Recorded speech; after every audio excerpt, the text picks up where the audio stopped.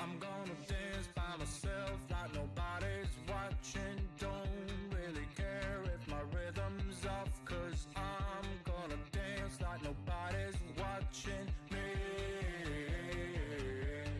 I'm gonna dance by myself like nobody's watching. Don't really care if my rhythm's off, 'cause I'm gonna dance like nobody's watching me. I'm gonna dance, dance, dance, dance, dance. Hey everyone, thank you for tuning in today. So, hope you're having a good weekend. Today I'm going to attempt to finish this cat. It needs a lot of work, to be honest. I'm a bit, don't know, is out of the depth the right word? Painting a black cat is quite difficult. Not something I've attempted before. What I plan to do is really work on the highlights, the sort of differentiation. Currently it's a little bit flat. Yeah, I've got some white highlights around, but I haven't really identified the bits that aren't highlighted. So I need to go back and paint the darkness again. I really like the eyes, they're very glassy and very piercing. I think I've done really well with the eyes. But yeah, I'm going to try and attempt to finish the whole cat today. So what I'm going to do, I'm going to leave the face for now. That's almost done. I just think it needs a little finer touches. I need to sort out the hair here because it's definitely not a flat line in real life. It's more jaggedy. So I'm going to go around, really focus on sort of the edges, fluff it out a bit, especially around here. And then I'm just going to move on to the body. The very, very last thing I'll do is the whiskers. So that will automatically bring the whole painting to life when I get the whiskers on it. So what I'm going to do, we're going to work with the body down to the paw. That's what I'm going to first do. I'm hopefully going to finish this today. I might not get around to it. There's probably a good 3 or 4 hours left, so I'll attempt to do it.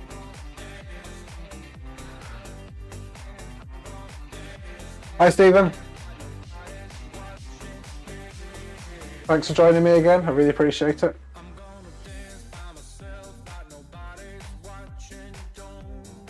I could just dance to this music because as if no one's watching, but people are watching. That'll be embarrassing. I didn't manage to release the video that I was supposed to yesterday. It's now completed, but what I think I'm going to do, I'm going to schedule the video to be released on Saturday. And then hopefully concurrently every Saturday I'll be able to release a sort of longer video, and then I'll put the shorts in between as I have been doing. I'm just going to get some paint on the palette. Start off with a bit of white. Get some grey. I'll get some Payne's grey.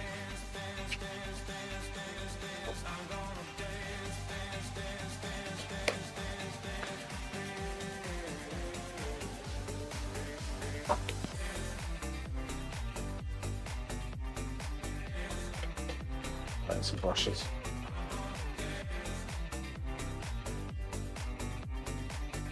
One a bit small on that one. It's a 5-0.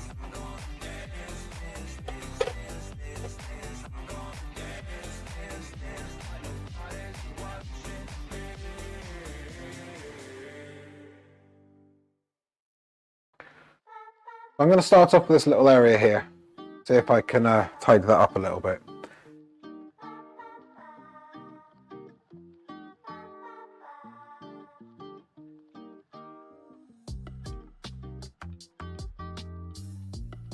I'm going to mix a little bit of Payne's grey with some white.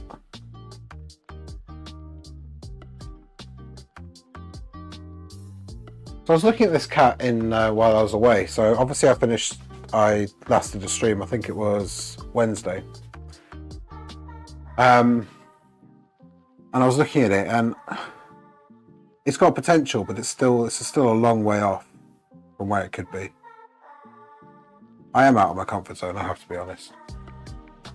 Painting something black is quite difficult because there's nowhere to hide, it is black.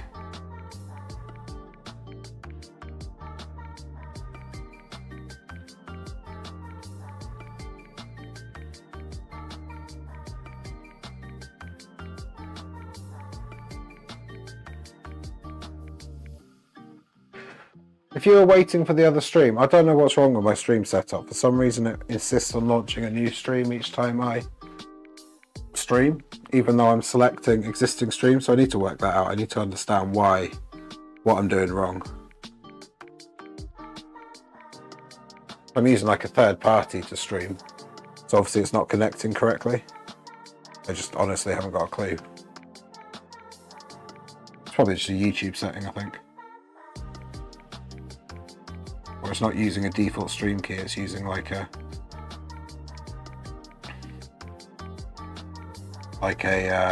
specific one.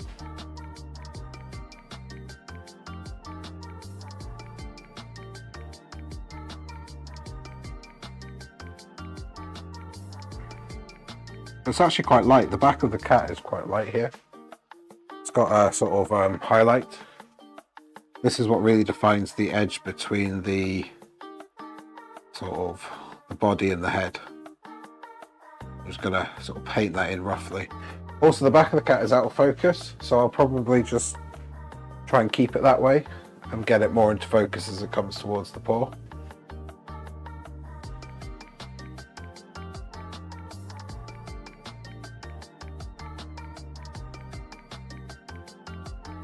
How's everyone on Twitch today?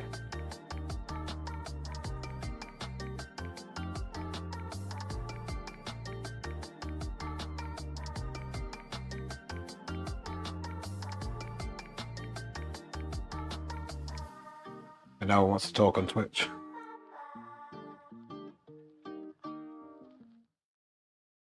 driving downtown, foot pushed on the pedal. Move through songs we play together. Feel like we're on holiday. I got a feeling it's a good day. We're driving. How are you, Stephen? Had a good weekend?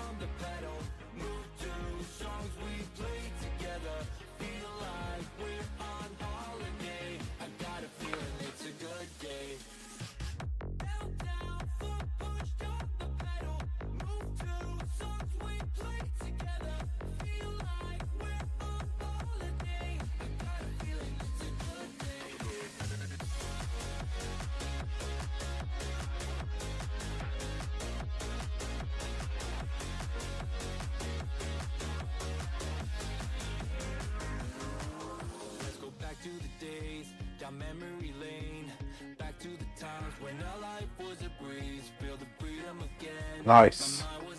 It's Christmas already. 1st of December. Don't know if I'll put up a tree. I'm a bit of a Scrooge. I was thinking of doing like a Christmas Day stream though, because my family decided to go off to Granada and not invite me. It wasn't quite like that. It was a bit of a miscommunication. So yeah, I'm on my own at the moment. It's Christmas, so I do have a lodger. I don't know what he's doing.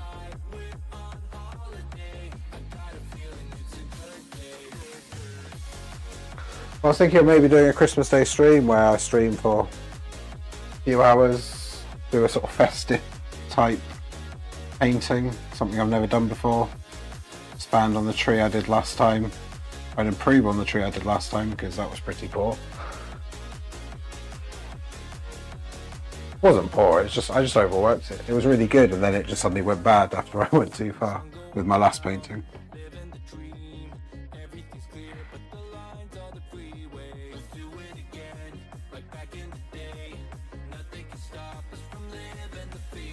So one of the interesting things about painting black, the only real definition, the only real sort of colour you can see when you paint black is white, which is weird.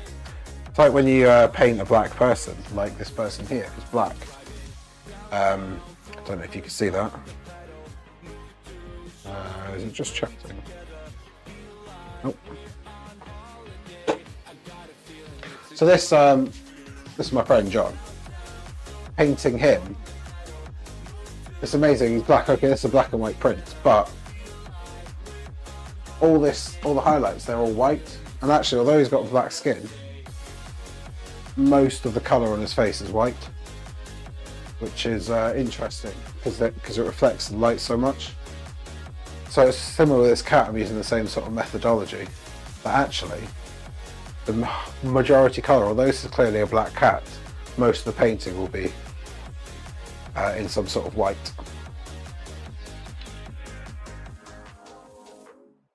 I've done Christmas Day alone an awful lot. I'm not really into Christmas.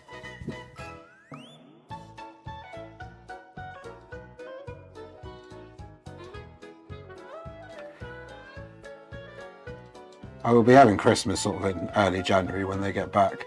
What's really good about it, I can buy all the presents in Boxing Day sales, which are far cheaper than Black Friday, I think. It's very jolly music.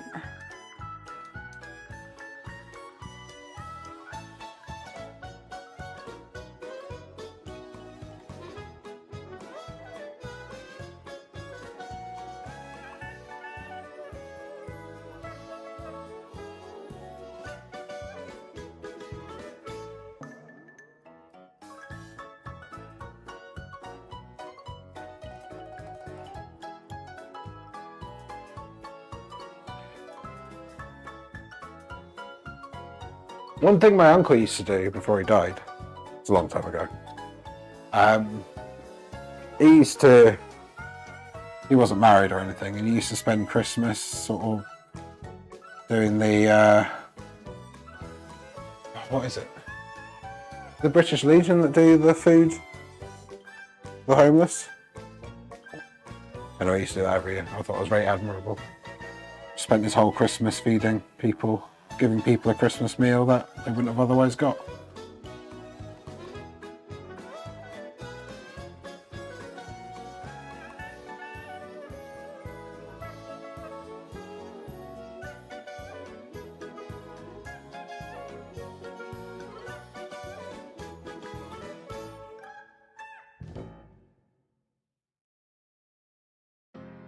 So if anyone's got any suggestions about what I should paint over Christmas, let me know. Chances are I'll stream most days. Build up a video bank so I can release them every Saturday over the year. So I can have a couple of sort of a week off here and there. Be really useful.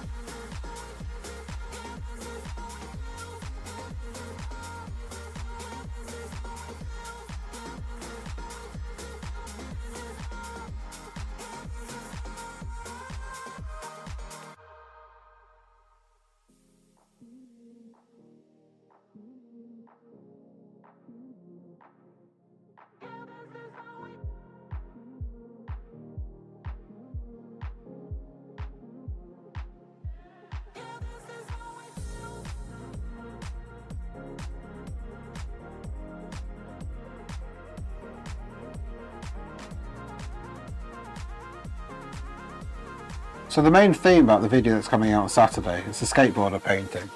So the main theme that I talk about is getting out of your comfort zone, doing something that you used to love. So don't sort of mope around in the house like a lot of people, certainly my age, do. If you're bored, force yourself to get out and do something you used to love. Something you used to love when you were a child. And it's really rejuvenated me. Last year I was just miserable. I didn't do anything. I was stuck at home. Didn't have any friends. Everyone moved on after COVID. I just got in that little rut, I think, that people tend to get in at times in their lives. And the whole theme of that video is, you know what? Just be a child again. Most children are happy. Go and do those things you used to love. For me, it's painting. For me, it's things like hiking, walking, going out in forests. And I plan to release not just art videos, but mindfulness videos. Perhaps me talking as I'm walking through a forest. So I'm filming my route through a forest. So next time it snows and it's convenient, I could go out and go to a local forest and walk through whilst talking, but also trying to capture the sounds of the crisp sort of footsteps, or if it's in autumn and it's dry, the rustling of the leaves. Obviously I can't capture the smells, but I can certainly try and describe them so you can mimic them in your head. So that's another element that I want for this channel. I don't know whether I do it on this channel or a different channel. Probably the same channel, to be honest, for now. Might split them out later on.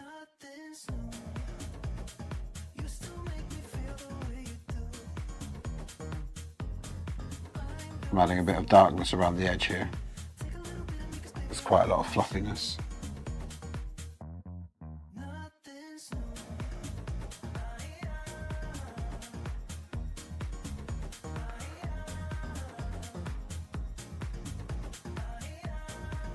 Yeah, let me know if you'd like to sort of see those sort of videos of me talking about what I'm doing there and then. As I'm walking through an environment, just sort of my general thoughts of the world. Just the mindfulness aspect, how relaxing, helping people sort of relax.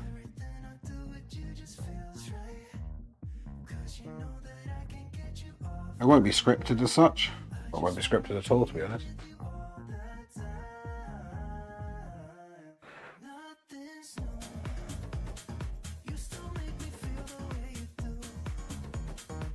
I agree, Stephen. Honestly, camping is amazing. Especially this time of year. Weirdly, it's freezing. As long as you've got the good kit, you're not going to freeze to death. You never get closer to nature, closer to kind of where you're naturally supposed to be when you camp. So I grew up in the Highlands of Scotland. Well, not quite the Highlands, very close to the Highlands, near the Cairngorms. And honestly, my happiest times were in about 3 inches of snow in a tent in the middle of nowhere, knowing that you're quite vulnerable, but yet you're the one in control, no one else. And that's the thing, being in control of your destiny. It's like the opposite of a roller coaster, I guess, because on the roller coaster you have no control. You're just going.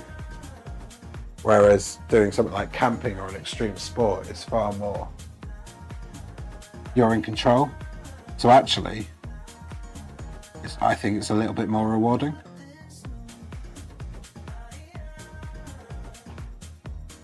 I haven't been proper camping for ages. It's on my to-do list. Hopefully I'll do it next year.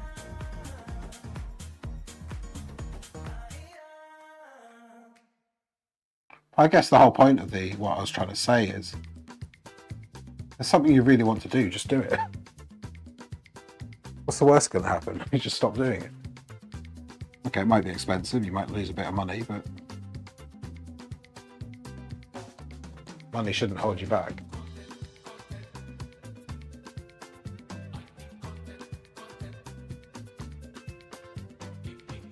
You're scared of losing money. That's another thing. I was on a train back from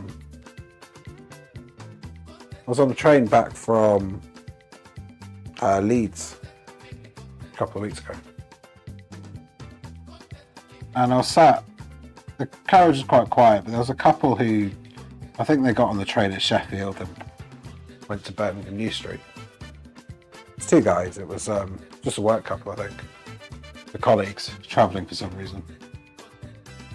Anyway, one of them was just talking about his life. How, and I was obviously listening because we're talking quite loudly. And he was talking about his kids, which is great. I was talking about things like houses, things like mortgages, things like how he was going to save up enough money, etc., which is very admirable. But part of me was thinking, like, where's the fun in this? You seem to be, like, forgotten about yourself. And I felt like he was probably a little bit depressed, the way he was talking. From the sounds of it, he sounded like he worked for quite a large company. He was saying that he didn't have any control over his sort of annual review because they kind of already decided what salary they're going to get. So his annual review was after the salary review. Anyway, it struck me that actually, well, if he's that upset, or if he's it's fine if he wants that sort of lifestyle, if he wants to be sort of driven by sort of family and finance, that's fine. But it struck me that he wasn't particularly happy, and it struck me that his life sounded a little bit boring. And he could still maintain the family, he could still maintain the house, the mortgage, etc., even if he did want to explore what he enjoyed as a young person. And that's where my thoughts came from for this. Just get out and about. As a kid, we all had hobbies, we all had things we loved, there's things that we wish we went back to. Perhaps society thinks, you know what, you're a bit old. In your back of your head, I think, well, maybe I'm a bit old to do that. You're never too old. Just because you're supposed to be mature, it doesn't mean you are mature.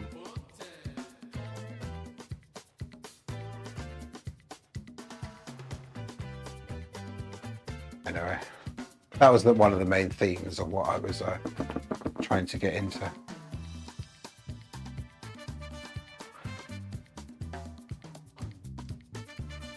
That's gone a bit more white than I thought it would.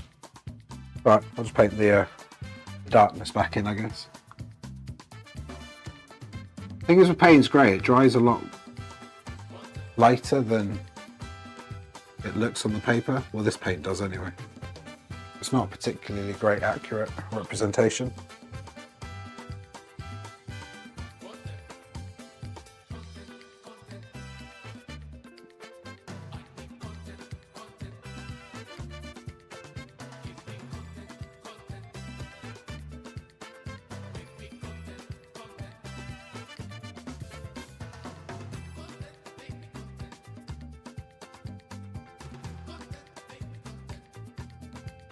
I'm not sure what this song is actually saying. Is it saying give me content? Give me content. It is. It's subliminal. Can't say that word. Subliminal. No, I still can't say it. It's one of those messages saying, give me content. I'm running out of stuff to paint.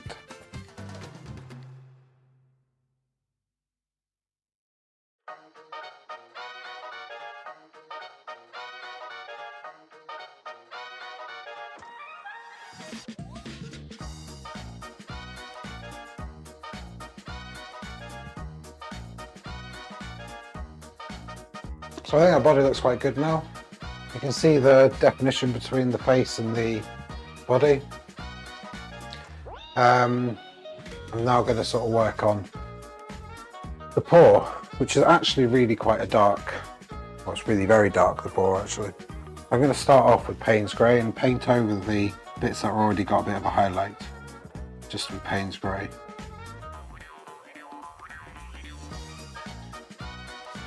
And I'll add the highlights in later on. The thing is with the paw, there's very much a, you can't actually see it, so let me do this. See, with the paw, it's very much black and white. There is grey in there, but the highlights are very white, and they strike out, especially with the claws.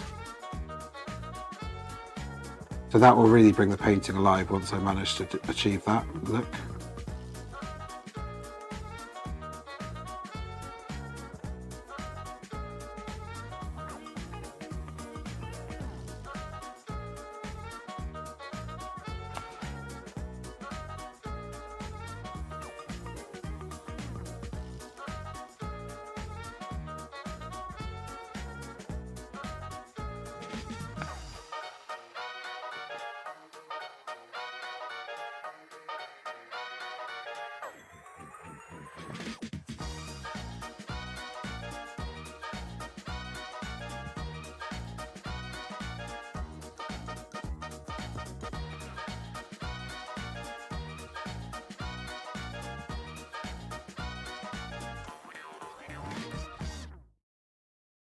But for Christmas Day, I'd like to paint maybe I don't know, an animal or a group of people in sort of Christmas clothing. Yeah, I know animals don't have Christmas clothing, but you know how they dress up in their various owners dress them up in or Santa hats and stuff.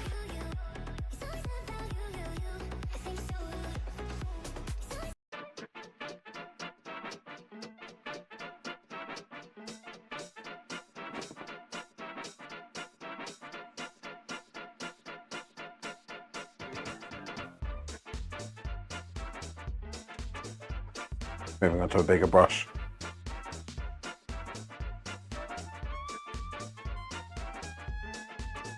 Just to get the darkness in the paw again.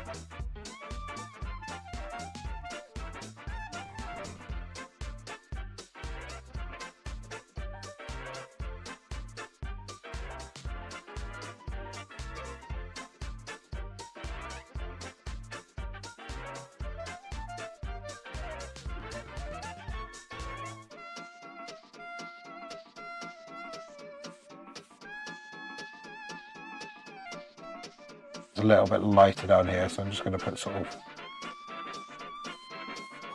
of lighter, different strokes down here.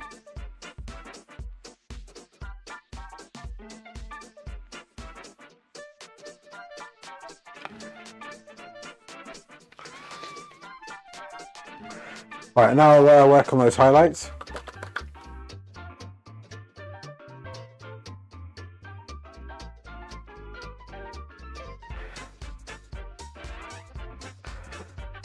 I'm going to make quite a light area of Payne's grey on my palette.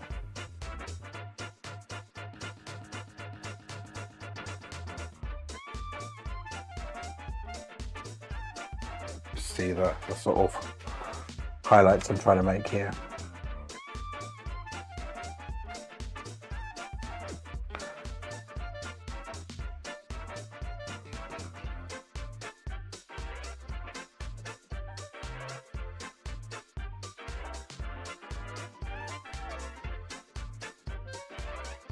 Sorry, I forgot I was on the reference view. I need an alarm somehow to tell me if I'm on there for too long.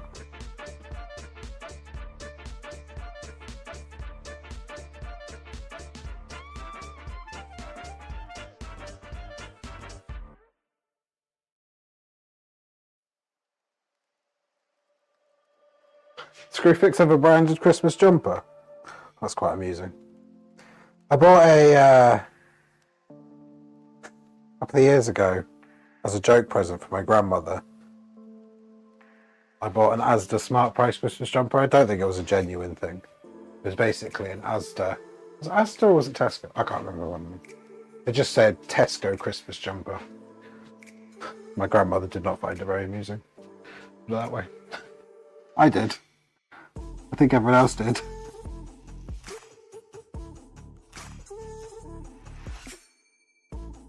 It was funny because there's no way she'd shop. Maybe it was Aldi actually.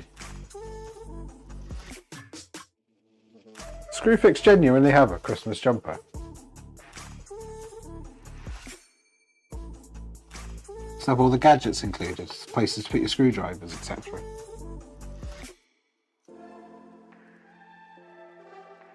Maybe I should get my company to bring out a Christmas jumper for our clients.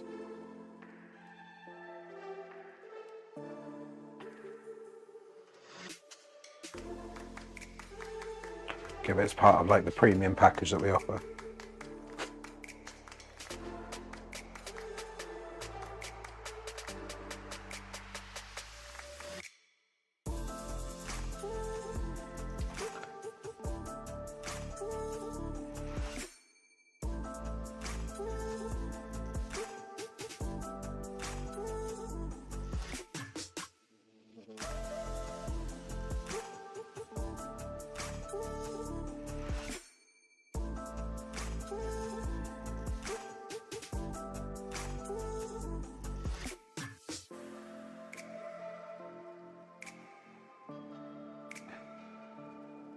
I am planning to, it's not really going to be stashed, well it might be merchandise at some point, but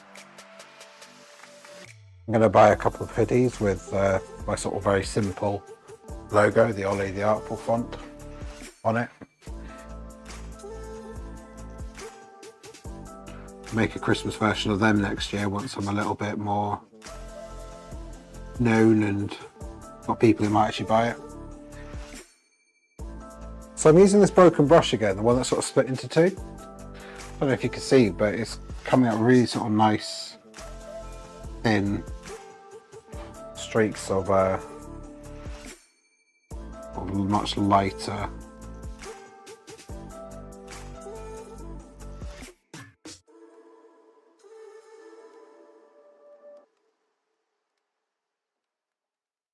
Much really thin, light sort of detail bits. Patches. Actually some light bits over here as well.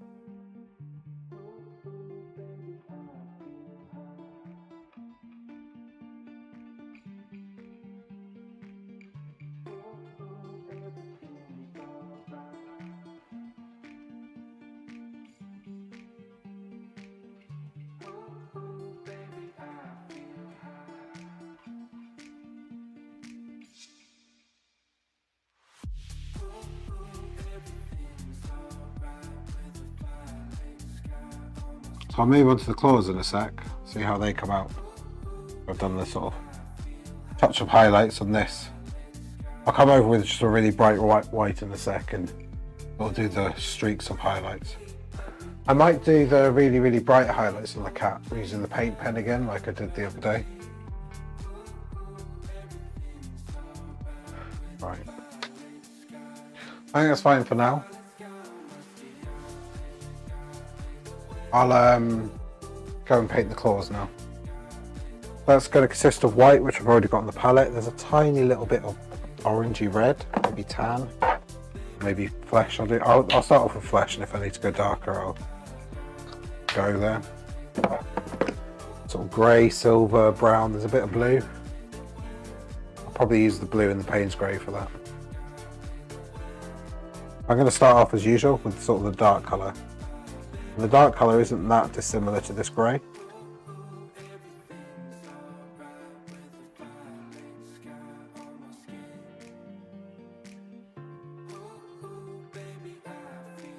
Almost a silvery colour. I do have silver. I'm just going to check if it's actually got sort of gold specks in it. Yeah, it is. It's metallic. I don't want to use a metallic colour on this painting. Got a slightly lighter grey as well. Davies grey. It's almost exactly the same as grey. Actually slightly bluer, I think. I think there's a bit of violet in there as well, but I'll do that later. Anyway.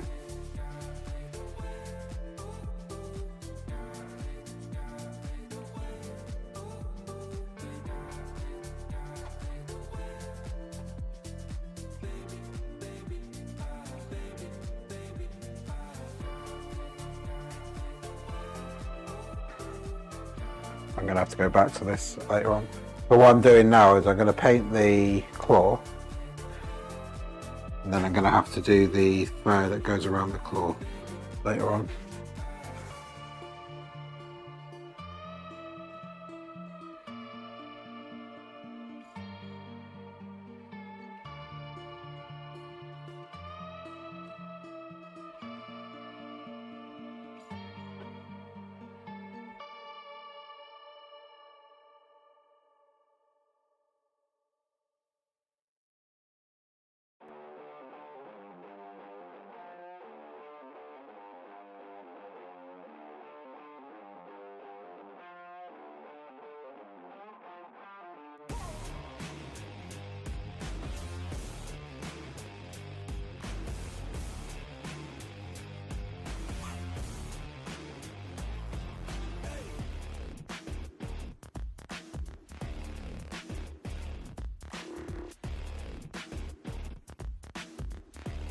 This claw is actually sort of embedded in one of the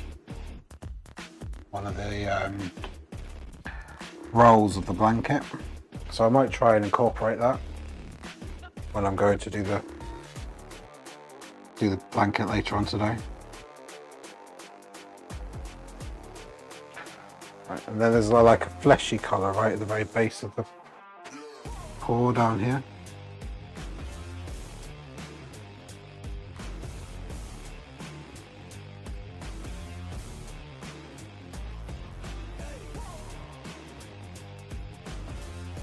I'm going to accentuate our shadow like I usually do. I mean, the shadow doesn't really exist in the painting, but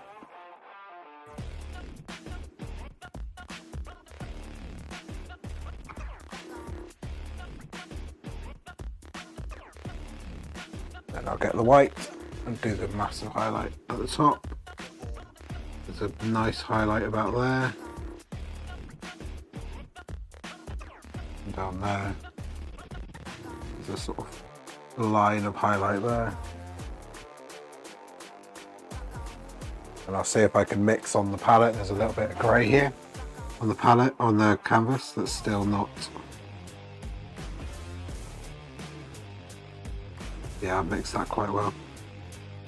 I don't know how well you can see that detail.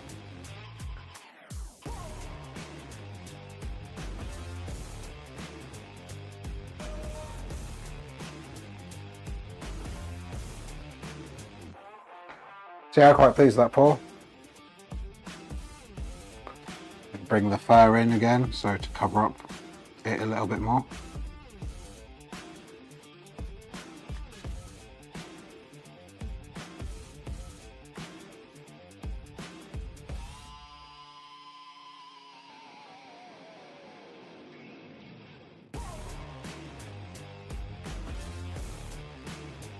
really fine sort of.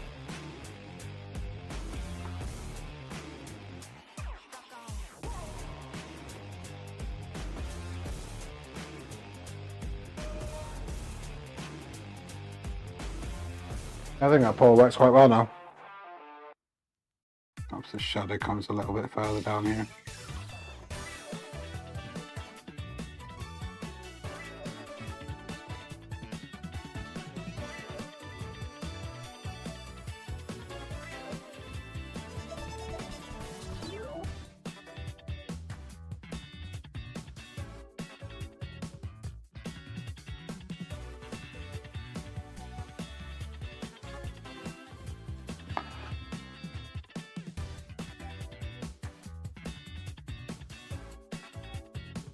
I think I finally got over that cold I've had for about 6 weeks. Started off at the beginning of October. My nose is still a bit sort of stuffed up, but I do feel much better now.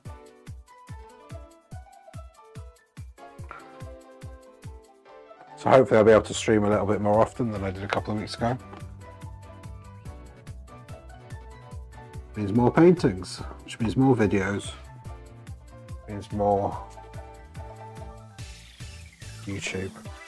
Hopefully it means more subscribers, more likes, more everything. My channel will start taking off.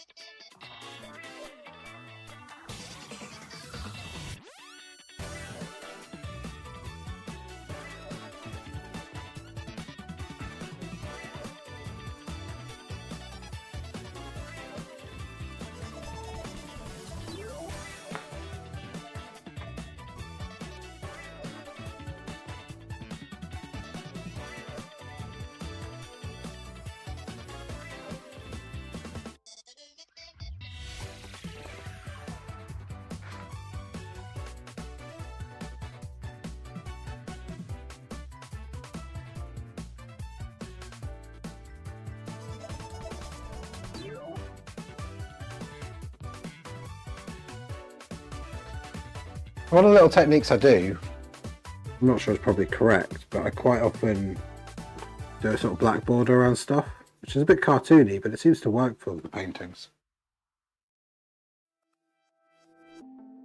When I say black, I mean sort of more of a Payne's grey colour.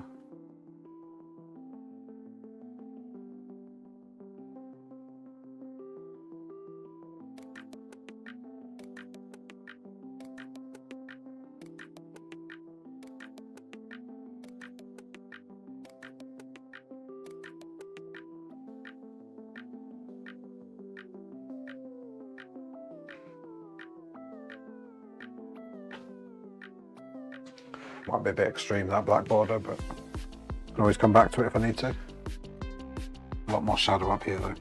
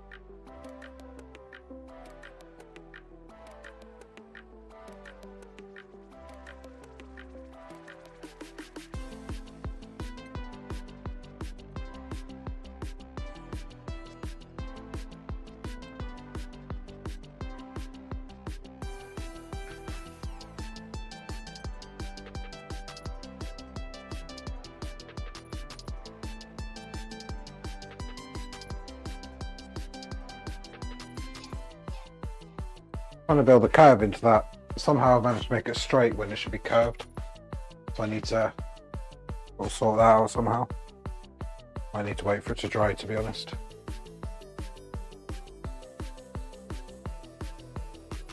Simply making it longer.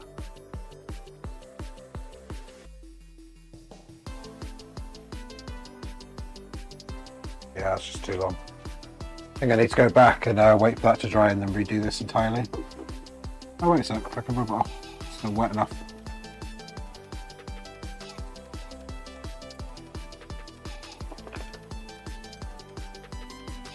It's one thing with acrylics, because they dry so quickly, in a way it's really good because you can just paint over it straight away. But if you just want to rub it off, you can't really. This curve is very subtle in the picture, but I thought I'd make it a bit more pronounced. Add a bit of interest. The sort of talon nature of the claw.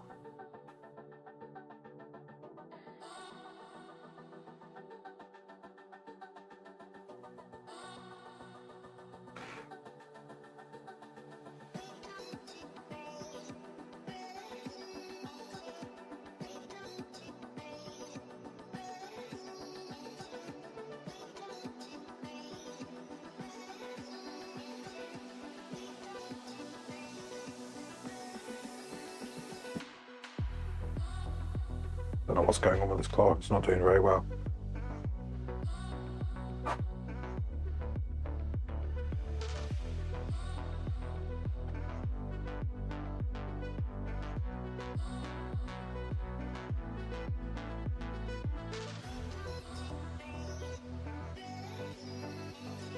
I have to come back and revisit that particular claw. The other one, the third one, is very dark. Way too much paint on there.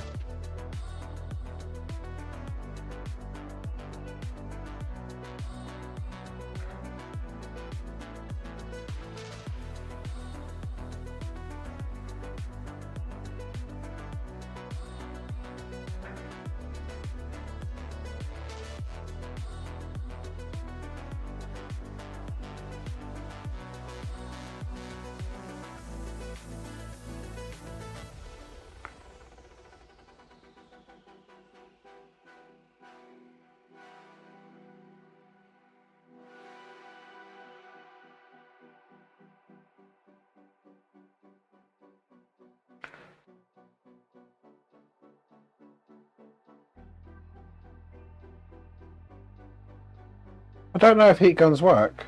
I mean, it will speed it up, but acrylics dry very fast anyway. So there's no need to speed that up.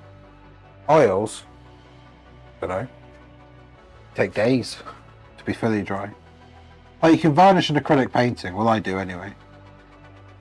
Basically the same day that I painted it, or finished painting it. So,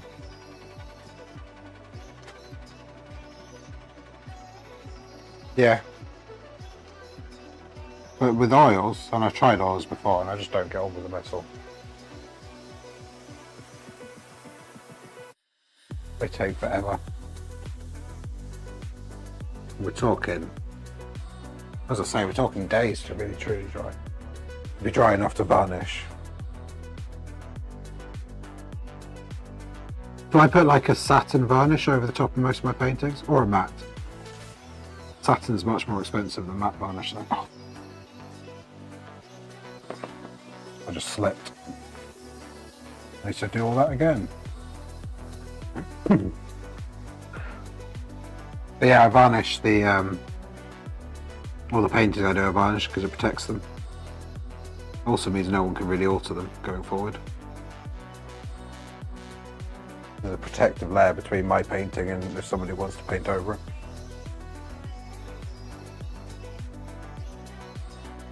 So if it ever needs restoring, always go back. It's also rather hot in here, so I don't particularly want to make it even hotter.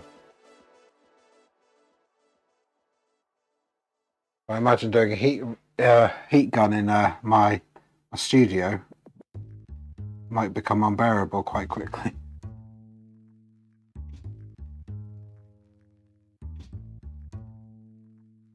Also don't own one. Probably should. Given the amount of DIY I do. I might do videos on my carpentry and stuff that I do sometimes. so many people out there doing that though. I'm nowhere near as good as they are. Just don't have the patience. Patience is probably what holds me back a little bit with my painting as well. I'm like, oh, that'll do. Even though I could make it better with more time.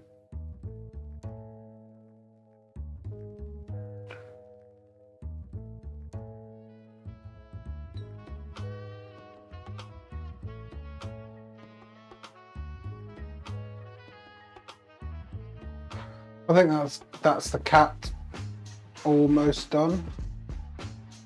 I need to put some more bright white highlights here and there, but I might do that at the very, very end. I'll just do one now, just to see what it's going to look like.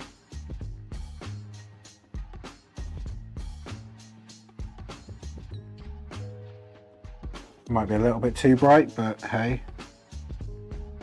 I don't think you can ever overdo highlights. At least my style is you can't overdo highlights. Highlights are the things that makes the painting, in my opinion, it makes the painting alive. Makes the painting real, it makes the painting come out of the canvas.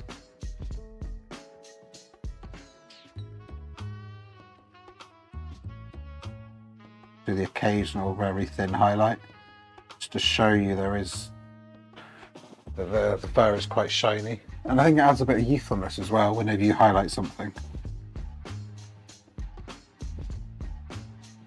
Like I'll show you, let me switch on to the gallery.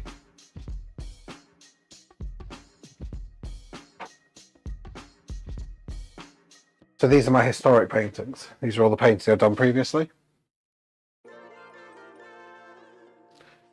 And what you'll see is the theme throughout all my paintings. The highlights are very, very obvious. I get the contrast between light and dark. I really, really try and accentuate. Unfortunately, with the black cat, I'm struggling a little bit.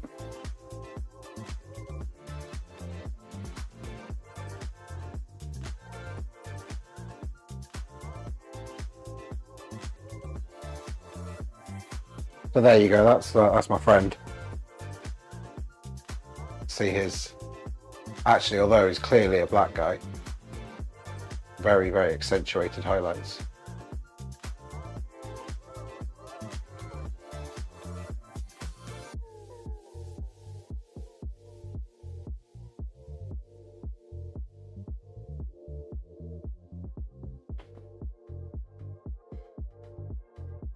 This is what I want to show you actually. If you just look at the hair of that girl, you can really see the highlights on the hair, which obviously didn't really exist in the photo. And also the boy, the highlights are really, really pushing it. There's also some really dark patches as well, which is accentuating the whole painting. And that's what I was talking about, the highlights. You go really, really high on the highlights.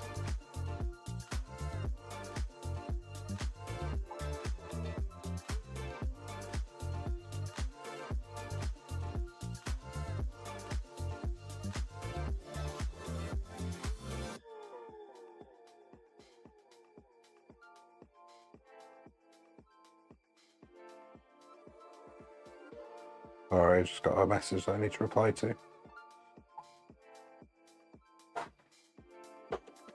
So even with the dog here, you can see all the highlights.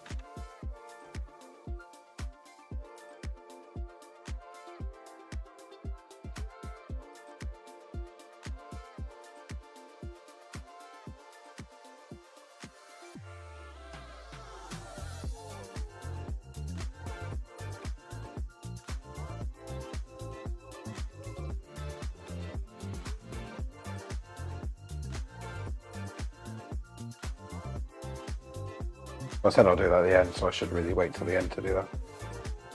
What I am going to do is I'm now going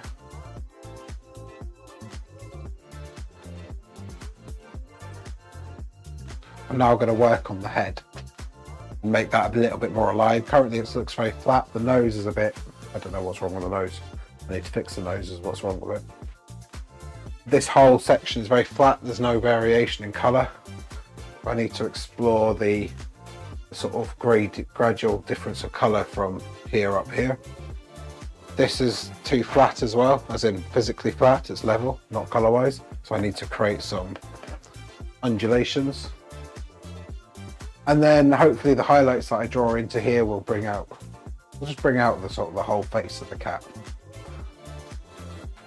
And after I've done the cat, then I'll carry on onto the background. So I'm just going to bring up a bit of the Payne's grey up to here.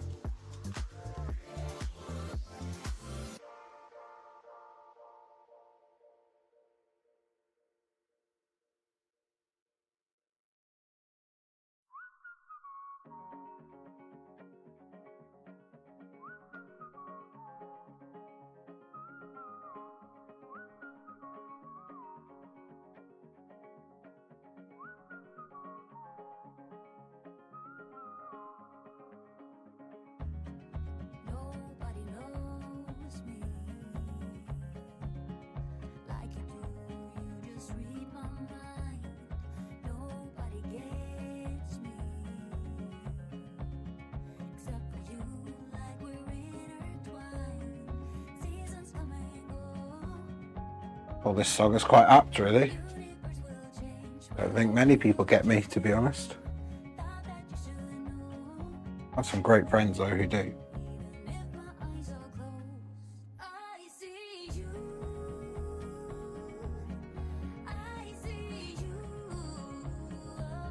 So I'm just trying to add texture in the areas that I don't think I've done very well on.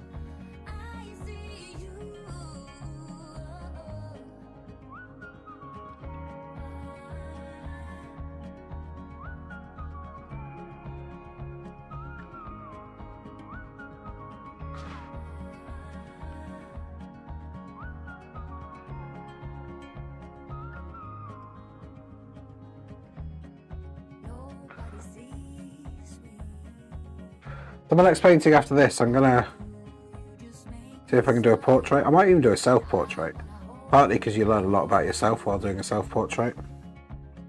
I don't know, that might make a good YouTube video as well.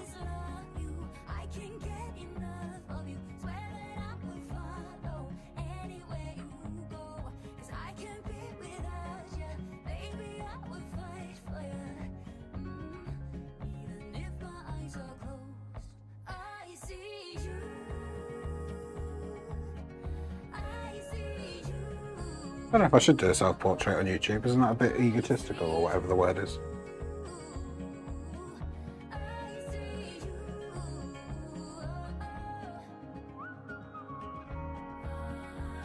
Maybe I should do it in a sort of weird pose. If I do a self-portrait, I'll certainly get rid of a few inhibitions that I have about myself. And I will learn a lot about how I look, how I'm portrayed to others.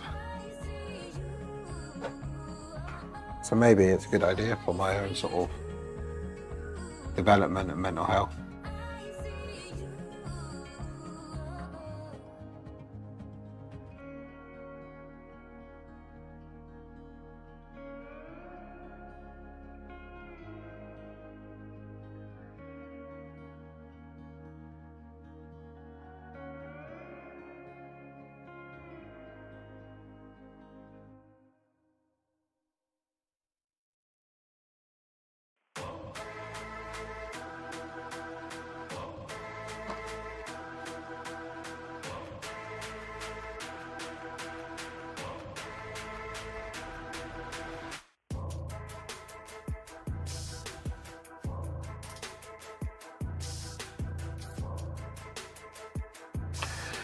Also, everyone keeps telling me I should go on the Sky Portrait Artist of the Year or something like that. I don't think I want to. I'm not that sort of person. But they have to submit a self-portrait. There must be a reason for that. And it's all about how you sort of view yourself, I guess. Whether you view yourself realistically, whether it's more of a expression. I think if I painted myself, I'd have a very odd expression on my face, rather than a smile or a sort of generic portrait type thing.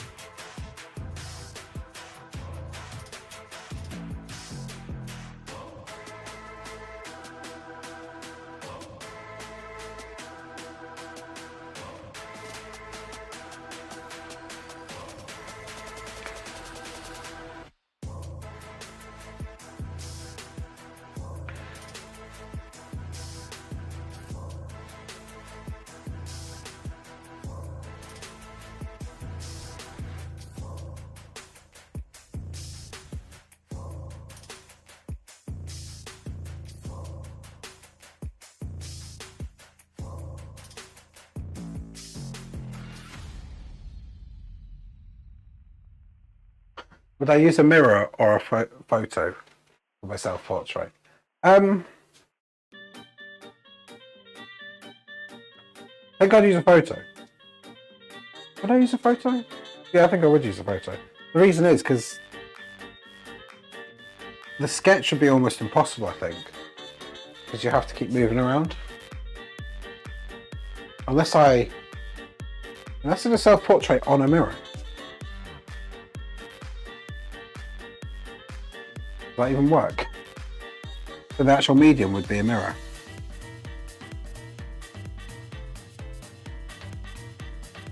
I don't know if I'm ready for that sort of slightly extreme type of painting yet. Quite happy with my comfort zone of canvas and acrylics. Interesting though. I wouldn't be able to do a self-portrait on a mirror because, well, on video anyway, because I'll be stood here. Like, have to be a profile type shot. No, maybe I'll consider it. I don't know how you'd like seal it to make sure it lasts forever though. Maybe just put another bit of glass in front of it.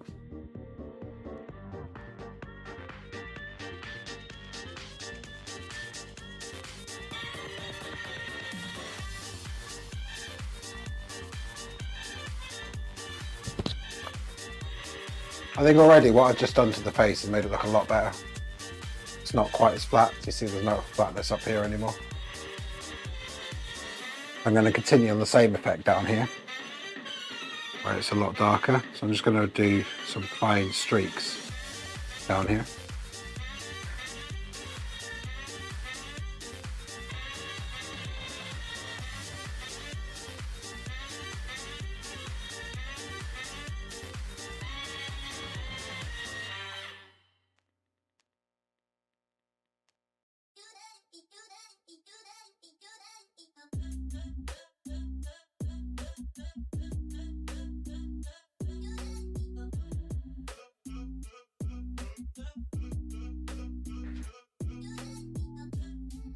I do like the idea of painting myself on a mirror though. I don't know why, and no one would ever buy it though, but that's also an interesting concept actually, because I only ever see myself in the selfie version. So actually what I'd do is I'd take a normal photo. It wouldn't be a selfie. So it would be flipped as to what I'm used to seeing. I don't know if that would distract me or not, or whether I would. As I say, I don't know if that would distract me or not. So my scar here, for instance, would end up on this cheek, from my perception.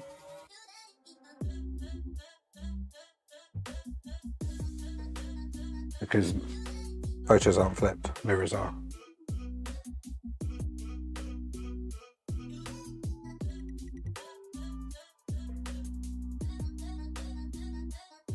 Also, I don't know if acrylics work on glass. I mean, I can buy glass paint, but it's quite expensive just for a mirror portrait.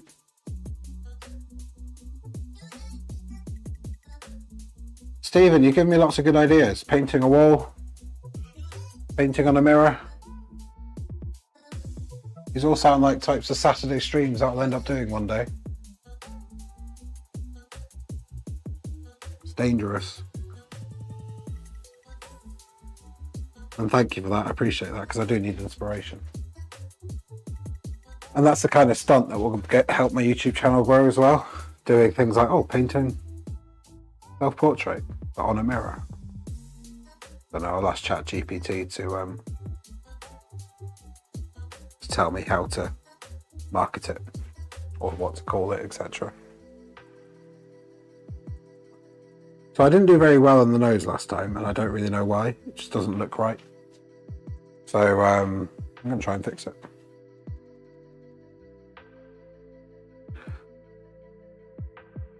I don't know whether it's just there's not enough sort of gradient between the dark fur and the nose. Or I really don't like this sort of song.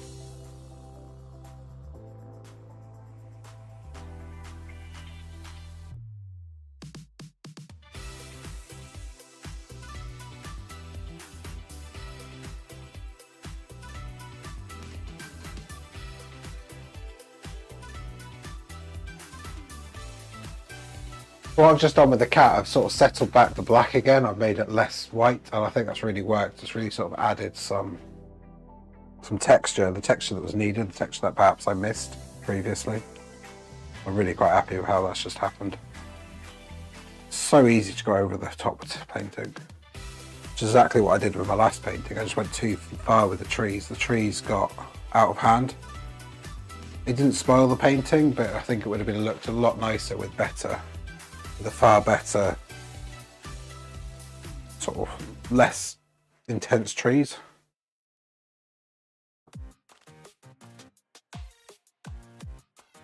So that video will be released on Saturday, I believe. And then hopefully I'll be able to manage one longer video every Saturday from then on.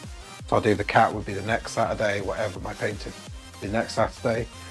And if I don't manage to paint, or I haven't got an active painting, I'll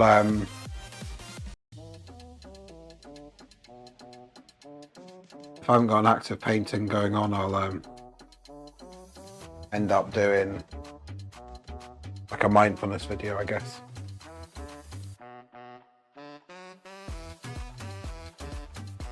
I might end up needing an editor, so I've got somebody in Africa one of my friends in Africa well, not a friend actually, friend of a friend, who might be able to do some editing and do some marketing for me.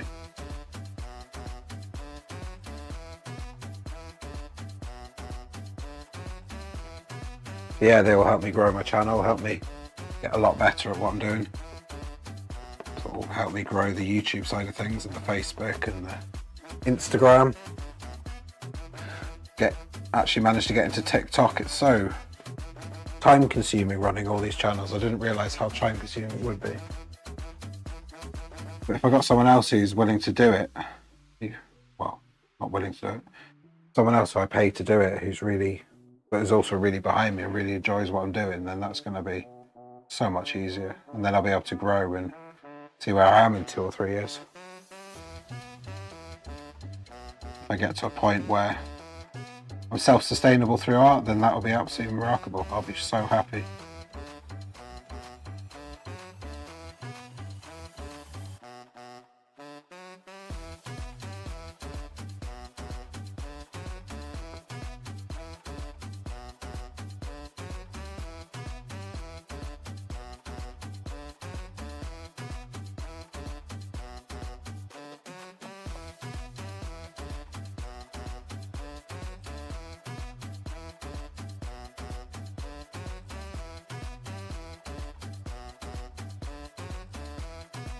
I'm not sure I'll ever monetize I might monetize. I will never allow mid-roll adverts on any of my videos if I can control it, because just defeats the whole point of the whole mindfulness aspect of these videos. I don't like this music. I'm gonna have to change this playlist.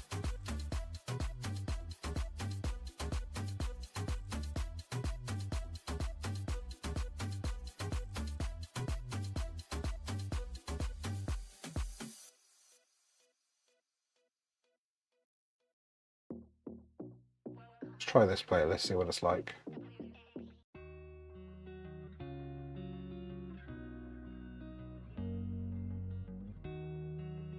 Called Cinematic Travel, this playlist.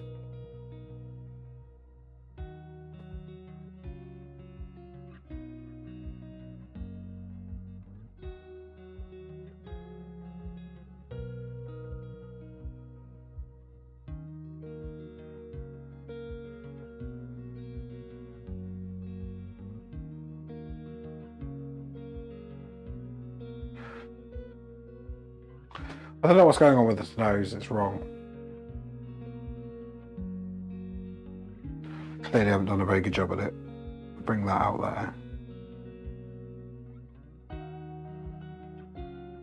Maybe I actually need to put black on this painting. Let's do some black and see what happens.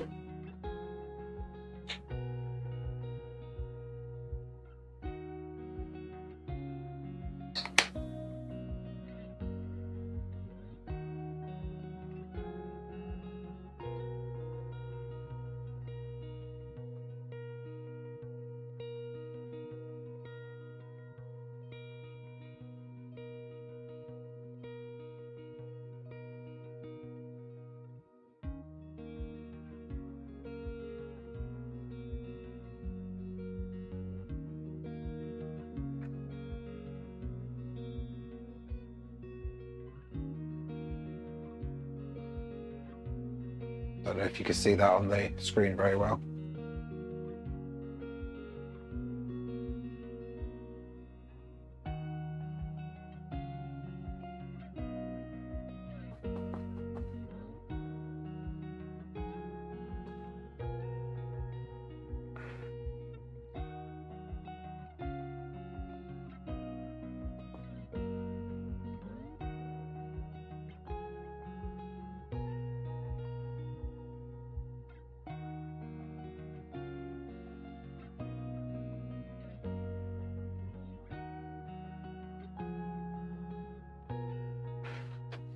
Right, I'm going to ignore the photo and I'm going to add highlights. There's no highlights on the nose at the moment, but I think highlights are needed.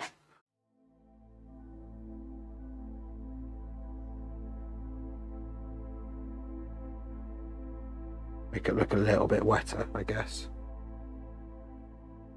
Because I'm not really into cats, as it were. I don't really know what they look like. As in, I know what they look like, but I don't really, because I don't know, see them out and about, I don't really see, I don't really observe what they look like, so it's quite difficult to paint from memory, because quite often with humans you can just paint from memory because you know exactly what they're supposed to look like. Wow, that highlight on that eye has just made a huge amount of difference. That's not on the image either. Well, there is a little bit, but not really.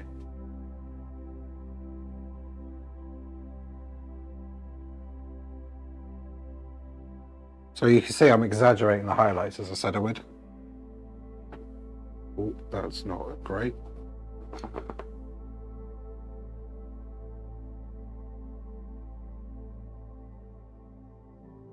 So look at how that eye's just come alive through the highlighting. It's not really, and it's not, there's highlights that aren't in the image at all.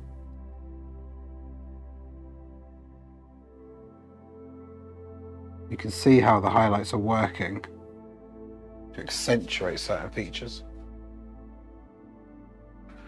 I really like how the eyes just come alive because of that. I'm going to do the same over here as well.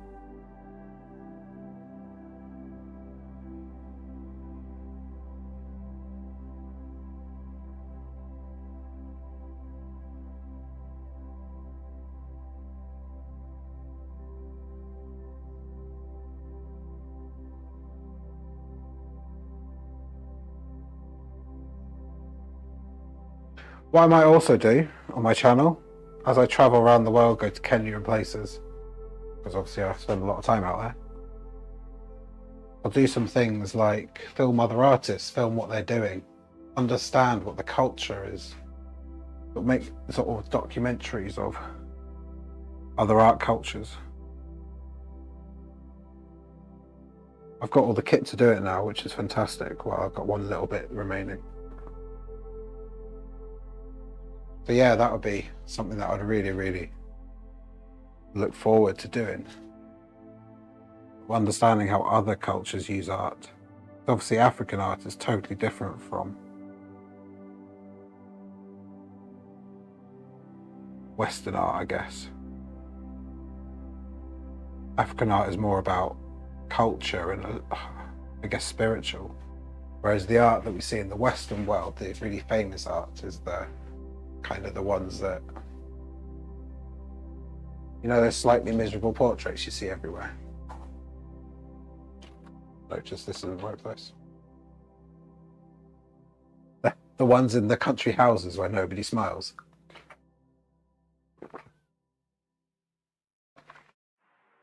I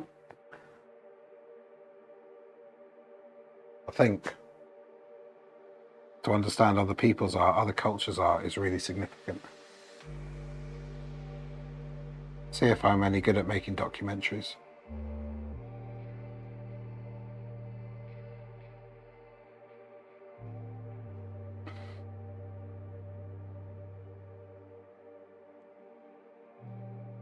Or maybe I can, as I get larger, I can help other undiscovered artists get their voice.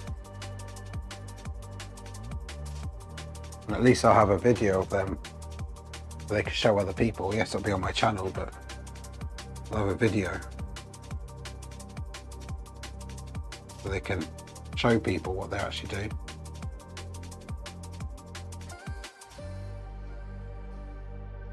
Yeah, it's not just about me doing art this channel, it's all about understanding and bringing people together, bringing different cultures together on one channel.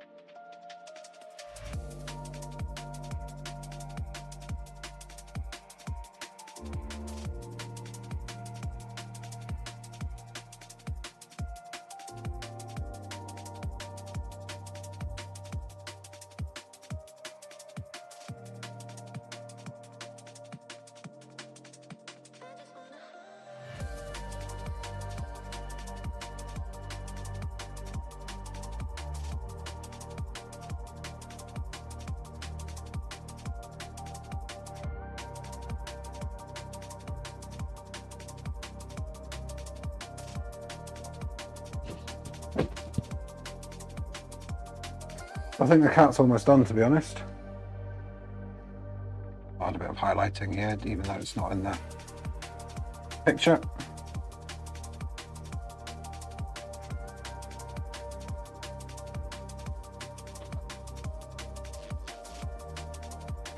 My trusty rubbing in with the finger method.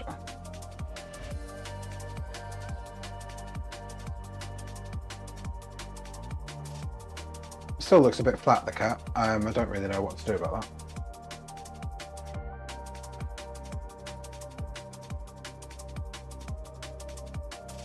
Maybe it'll look less flat once I've done the backgrounds and the foreground. But I can always come back and try and improve it. Also, I haven't done the whiskers. I'll do the whiskers right at the end, and as always, I'm sure I'll forget the whiskers, so I might have to come back and do them afterwards. Every single animal I've done, I've forgotten the whiskers and had to come back and do them afterwards.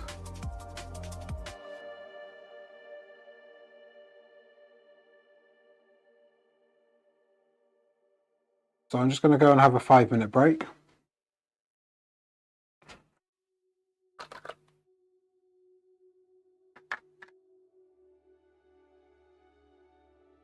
And I'll be back. I'll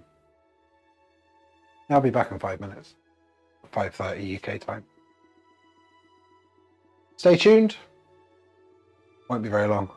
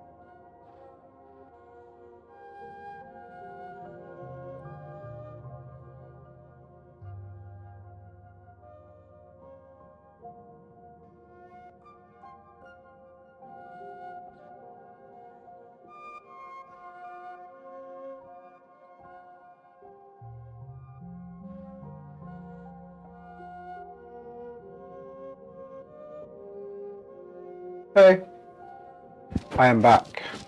Just checking you can hear me. It looks like you can. It's great. So, I do have a lozenge in my mouth because I've got a bit of a sore throat going on. So sorry if you can hear that. I'm happy with the cat. I think the face is a little bit flat. I don't know how to bring it to alive. Oh, I have lost my microphone there. Probably unplug it now. Didn't have charge, so I had it plugged in.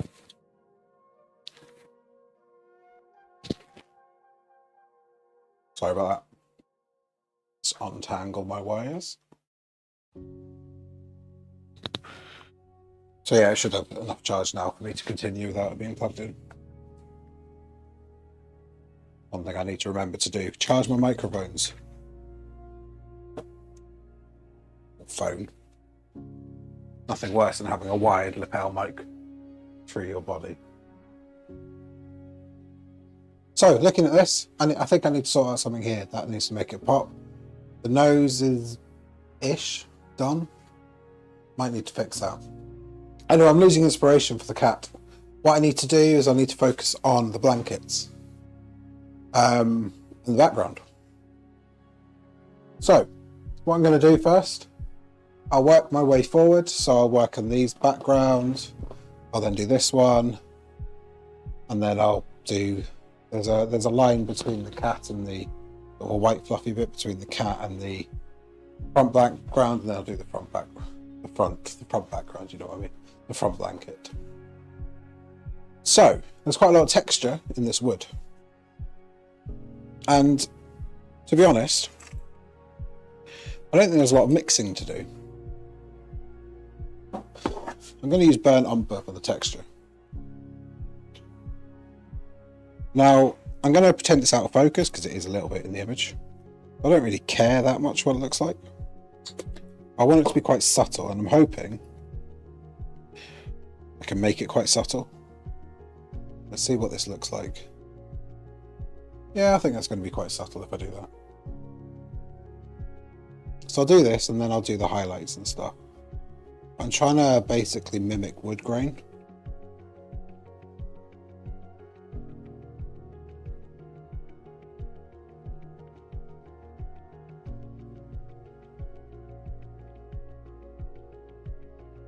And as I say, I don't really care how it looks because it's going to just dab it down with my finger anyway and make it sort of... All it is, it's just about adding a little bit of texture. Adding that little bit of wood grain. And then, because these aren't actually square on, I'm going to add the highlights as we go through. So there's going to be a fine highlight, a slightly bigger one, a bigger one, a bigger one, a bigger one, and a bigger one. And what it's going to do, by the end, the highlight is going to be much, much bigger. There's going to be a dark side and a light side. So it'll be interesting to see if I can pull that off. I'm going to add a little bit of raw umber as well, just a little bit darker brown, so I can add a little bit more texture here.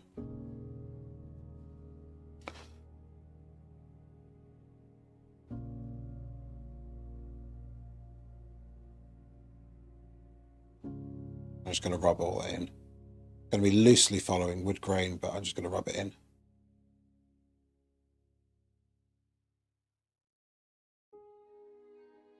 I think that makes quite a good effect actually.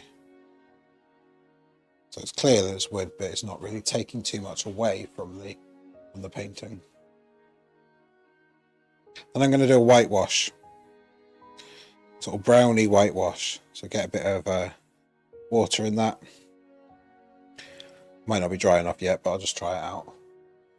I'm just going to add a highlight all the way down this side.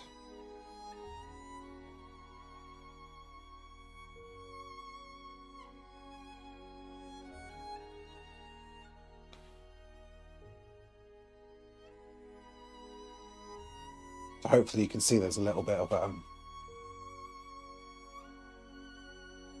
there's sort of two sides to that. I'm trying to mimic like two sides.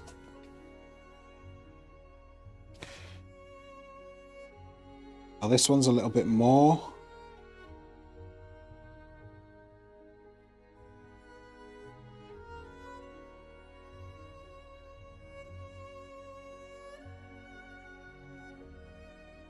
I'm going to fuzz it out so it's just a little bit out of focus, like I did that one. Actually, I'm going to do exactly the same as I did. I'll fuzz it out.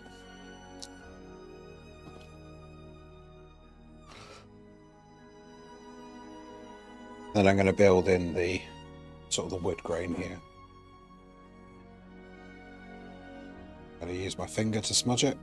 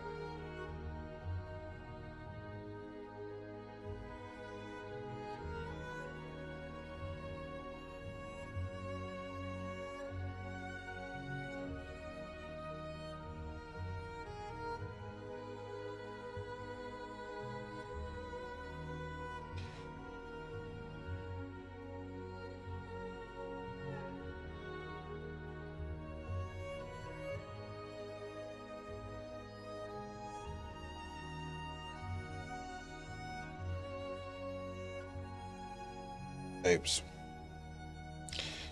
What I've done there is I've messed up that sort of paint that I just had there. So let's just paint that back in. That colour I had on the palette. I think that's working all right. So I'll start expanding this a little bit further as we go along. So that'll be 1 and a bit sort of widths. Make sure the shadows are still there. Not shadows, the blur.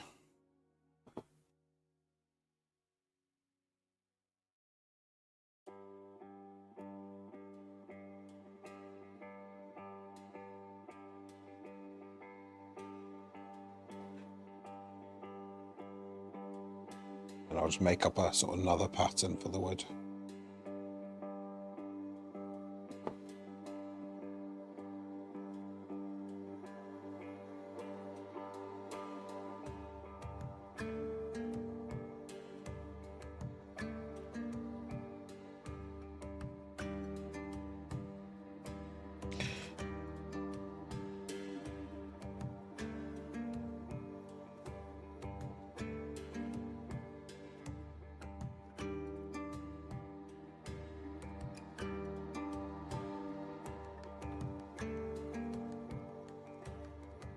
So I'm not going for super detail here, I'm just more about sort of blurring it in so it clearly looks a little bit like wood.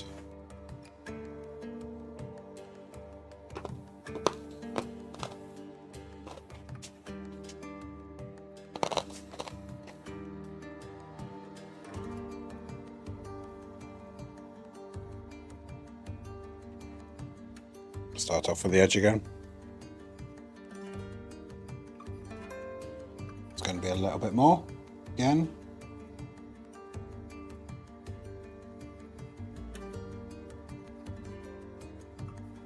I might actually change the colour between the balustrades to something else. Maybe a very light blue.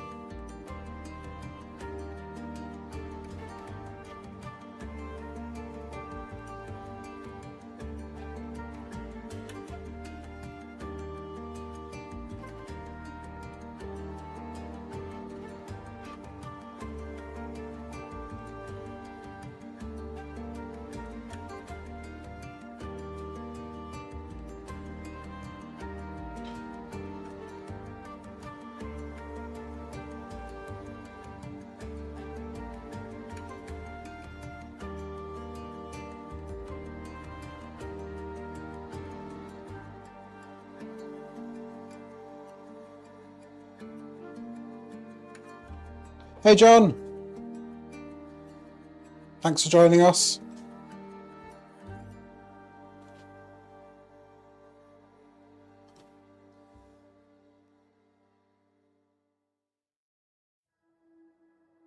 How are you?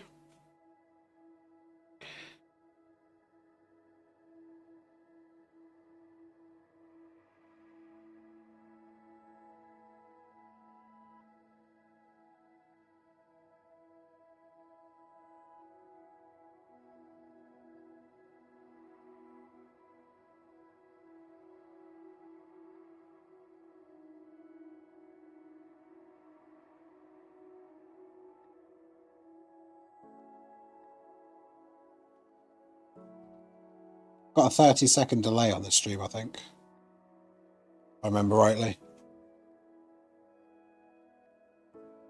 So I'll be a bit late to answer any questions. How are you getting on, John?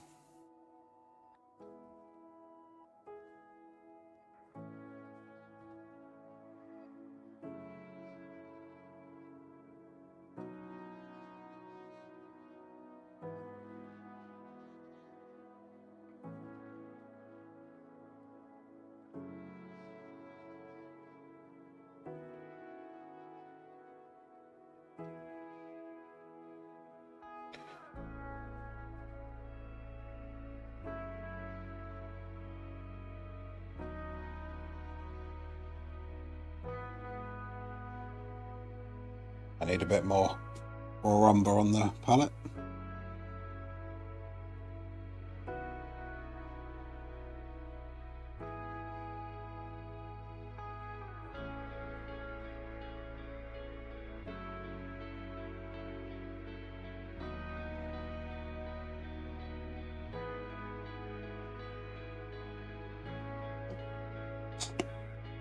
Oh, I didn't want to put that there. Oops.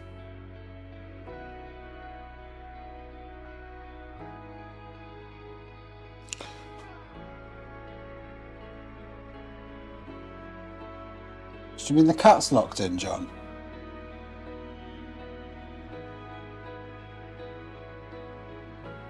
I mean, I guess, because the balustrade's behind it. It's more like I think there's a staircase behind the cat in the picture. But what I quite like about the balustrade is it sort of points towards where you want it to look. So it draws the eye in from the outside into the middle of the painting. That's why I drew it, in fact, because there's only a little bit of balustrade in the picture. I thought, well, actually, if I extend it, then it will look quite cool.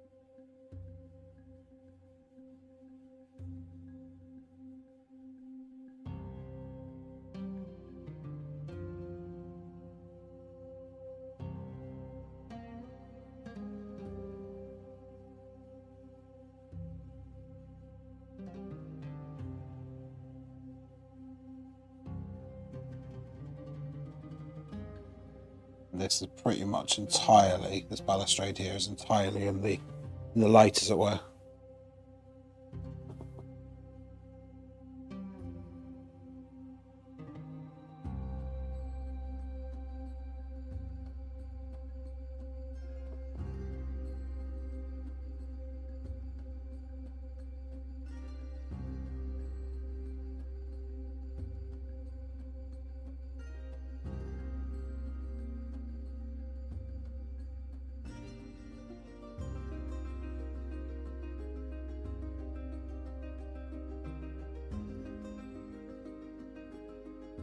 So I'm going to change the colour of the Ray background to a very light blue.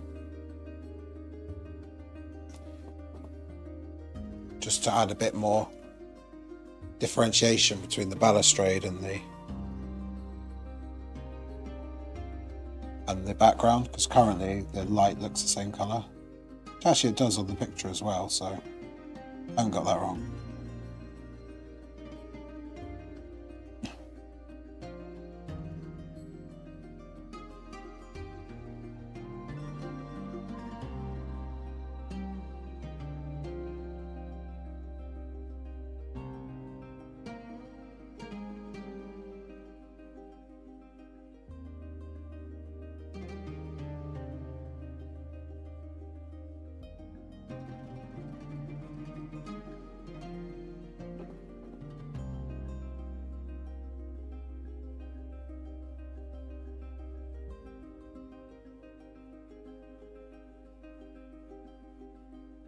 Right, so now I'm going to go with the very light blue. I might just use this. What am I going to use? I'm going to use a bit of cerulean blue. It's probably too much. And quite a lot of white. Where's my white gone? Oh, it's here.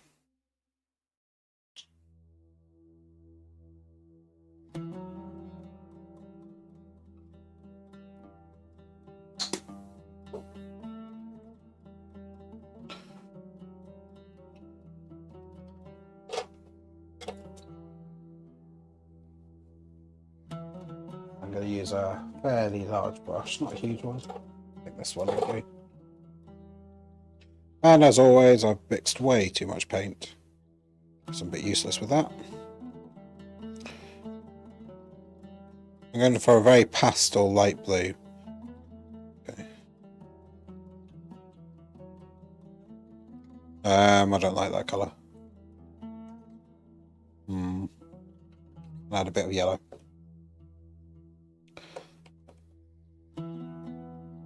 Add a bit of a bright yellow.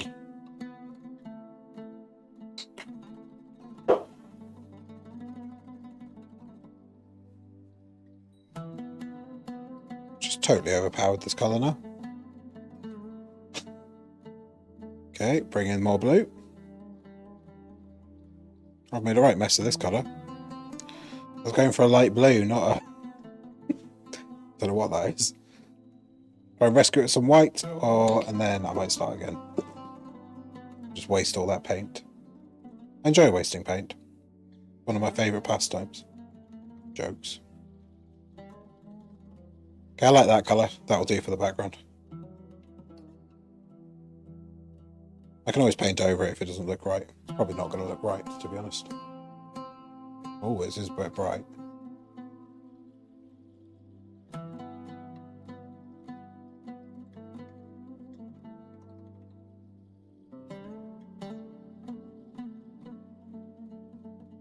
Oh.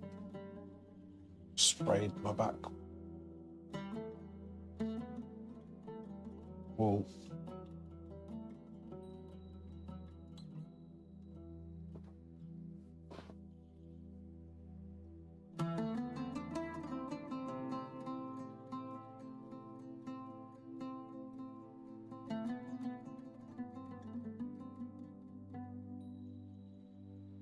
So I hope you found these streams quite relaxing and chilled. The whole idea is to sort of help you escape from whatever's going on around you.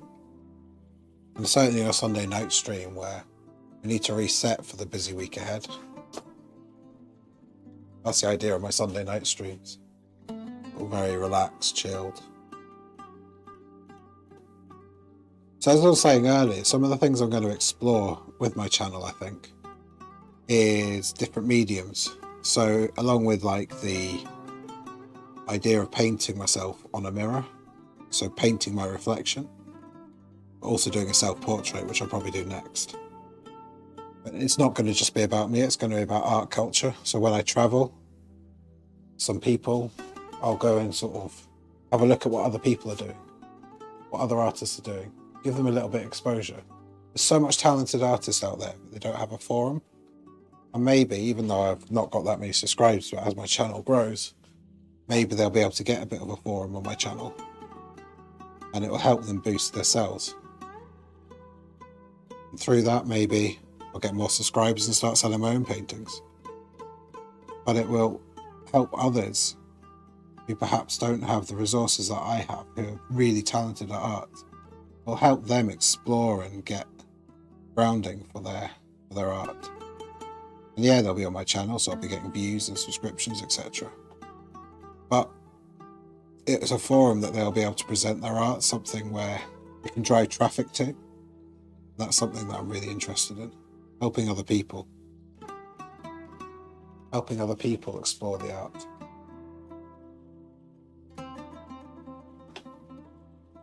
Understanding other cultural arts as well is a passion of mine.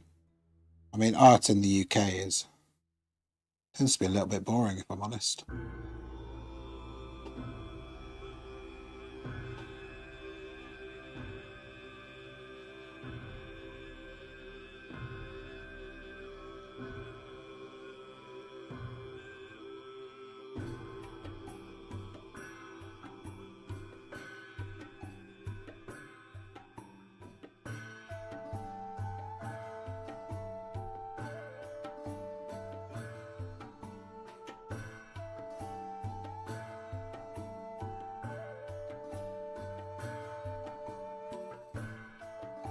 Okay, this colour is growing on me, this sort of pale greeny blue.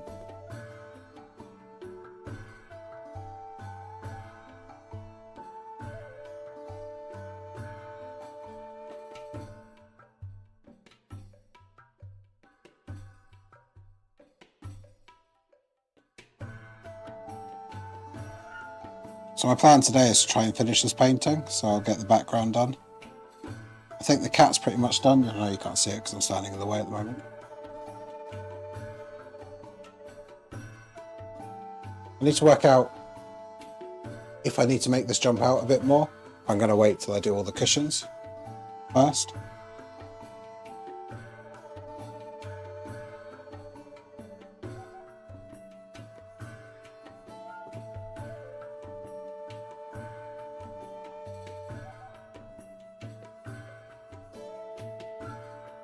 Kind of a mint green, this colour, I guess.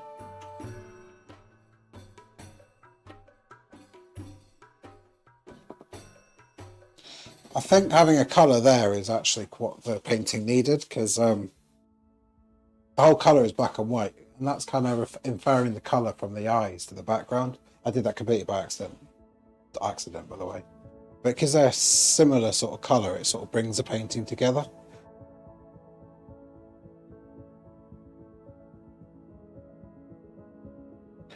Right, I'm going to deal with the background now.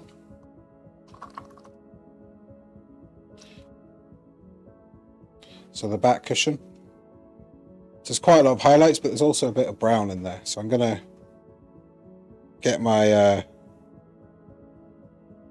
loosen up some of the brown paint that I've got already. Perhaps add a bit of white to make it not too brown. Bring in some of this. And then what I'm going to do is I'm going to add sort of layers. Just by stabbing it. And I'm going to go a bit like I did the tree in the last thing. I'm just going to sort of build up the layers so you can try and see the folds as we go through.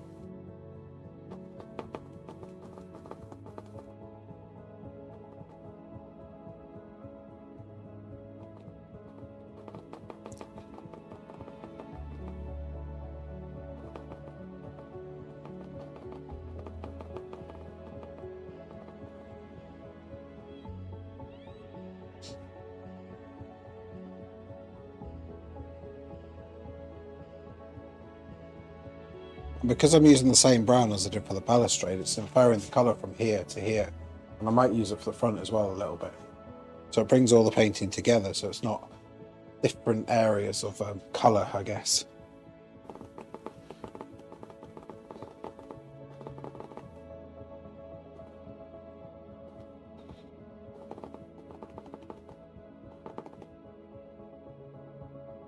I'm trying to just use this little bit of a stabbing motion to try and portray that there's creases in the blanket.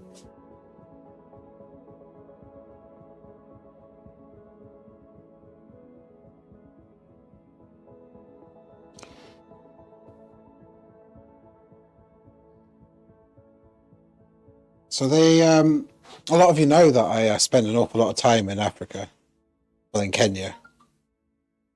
Beautiful place, it really is. Kenya is stunning, and it's very cultural, and the art you see on the side of the roads there is absolutely fantastic, and it's very different from the art you'd see in the UK or in Europe, I guess. You will have seen it all, you know, those like tribal heads that you see, the Maasai, the bright colours of the Maasai spears, etc. Even the Kenyan flag is quite arty. It's got a shield and the spears of the Maasais. And that's the culture of their art. The culture is tribal. Sorry, the art is tribal, and it's absolutely stunning. So yeah, I think bringing that into my channel and understanding different cultures and making documentaries is really going to set my channel apart from the others, because it shows I actually care. It cares about the origins of the art. It cares about different cultures. I'm giving artists who perhaps have never had a forum to display their paintings, display their work. A platform like mine on the YouTube is really gonna, I don't know, help them out, I guess. That's my dream. Use my art to help others. I genuinely believe that. I know it's probably a bit cliched, to be honest, but I do genuinely believe if what we can do is to help other people, then it's absolutely fantastic.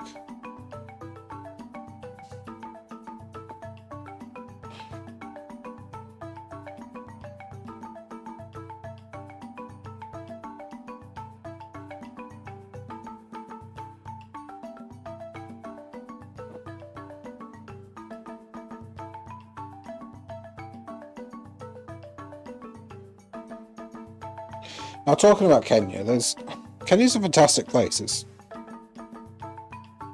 obviously got quite a lot of British influence from the colonial times, which I don't obviously agree with. I think it was a horrendous time. But because of that, it has some infrastructure. But it's managed to keep its tribal identity, so there's like 42 different languages or tribes in Kenya. I couldn't name them all. But they all have their own identity. And they're all very spiritual, so there's a lot of arts, there's a lot of dance, there's a lot of culture behind it. And if you ever want like a big culture shock and to understand how other sort of cultures live, I don't think there's any better place than Kenya. Obviously you have the big cities like Nairobi and Mombasa, they're very sort of 21st century, very modern, but you go outside into rural areas and still people live without electricity. A lot of people live without electricity. There's a lot of cows. They're nomadic still. So that's like the Maasai tribe. You have their cultures as well. Fascinating place. Do go. If you ever get the chance, go to Kenya. It's a beautiful place.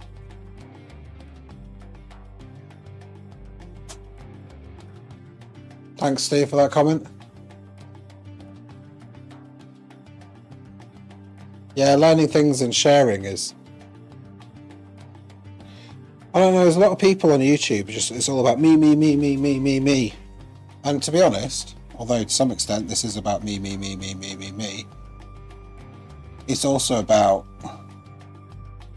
if I can give people a forum to talk about themselves in their version of me, I think it will really demonstrate. I mean, I'm not doing it selflessly because ultimately you can't do anything for selfless reasons.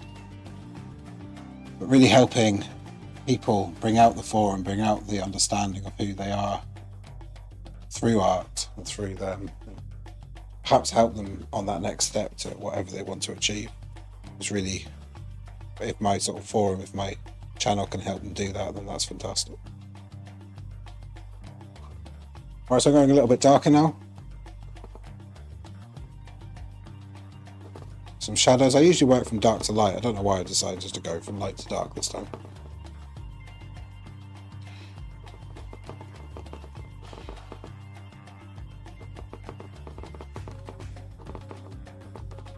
So I'm just adding texture to this blanket, just so it's obvious what it is. It's a blanket. There is a bit of uniformity, I guess, in the sort of chaos of this blanket as well.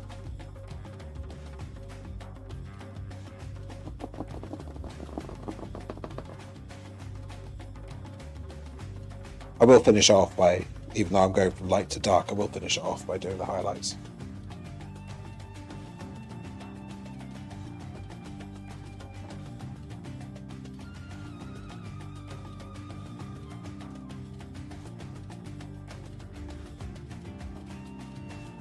So I'm trying to, yeah, you can see it on the painting, you can see the lines that I'm trying to portray.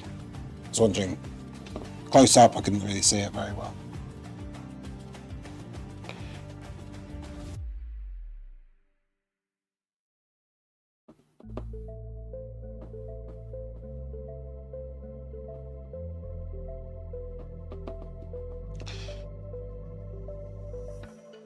I've kind of fallen out with the UK slightly. I don't like its political situation. I don't like its...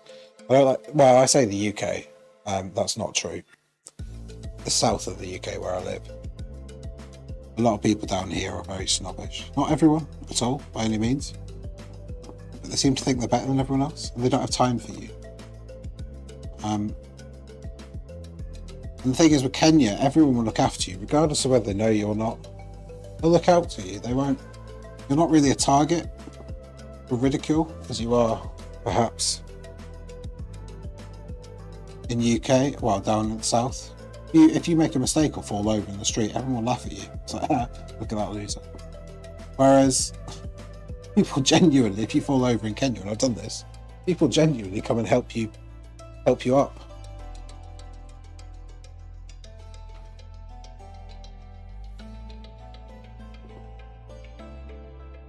Never felt threatened in Kenya as well. So many people say, "Oh, it's so dangerous, all the criminals out there." I've never experienced it. And trust me, I go to places where I don't live in like gated communities or anything. I live out in the open. I live with the locals. I make sure the locals know who I am. I integrate with them. I don't hide myself away. And I form part of that community, which is perhaps why I am so much safer out there than perhaps people seem to think you are. Because I listen to what the cultures want. I listen to the people. I try and interact with them. I don't automatically hide myself behind a big closed 8-foot fence, which automatically makes you a target, by the way. If you're going to hide yourself behind a big 8-foot fence, then obviously people are going to target you because you've got something to hide. You live openly in a sort of headset house or flat in some sort of estate somewhere, then no one's going to target you, are they? Because you're one of them. You're not necessarily richer than who they are. You're not necessarily better than them. You're not necessarily worse than them, etc. You're equal. You're living with them. You're living in a place where they're all together.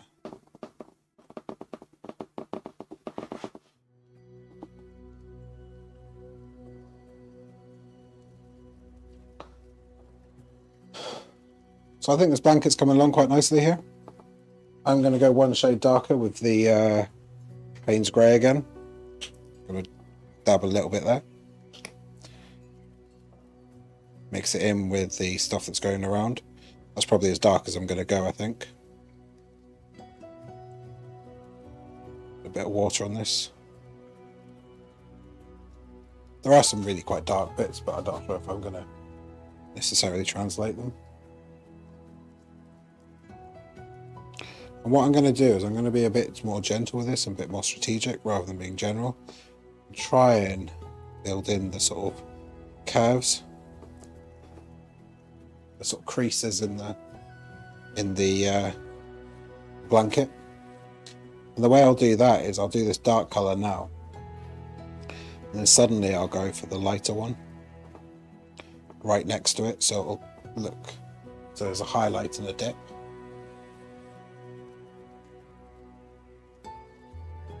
So a highlight and a shadow, which shows that there's a dip around there.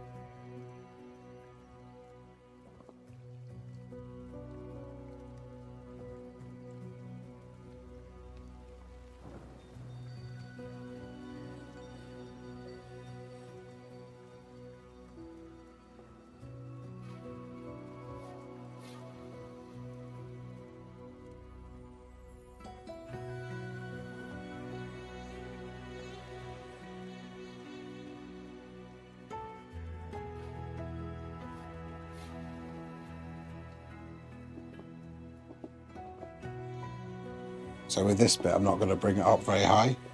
So I'm making it much more dense down towards the cat, so there's a shadow. I'm not going to bring the darkness very high. There will be a couple of spots where I'll put a much darker colour. That's more like just a shadow.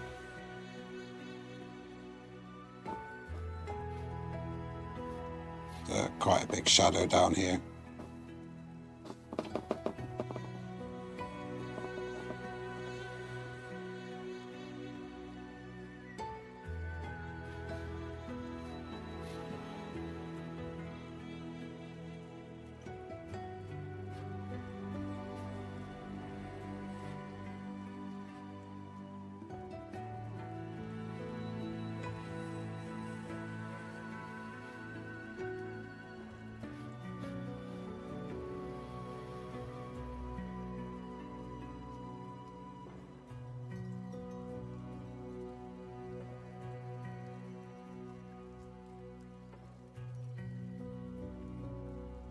I'm interested to know if you watch any other art channels on YouTube.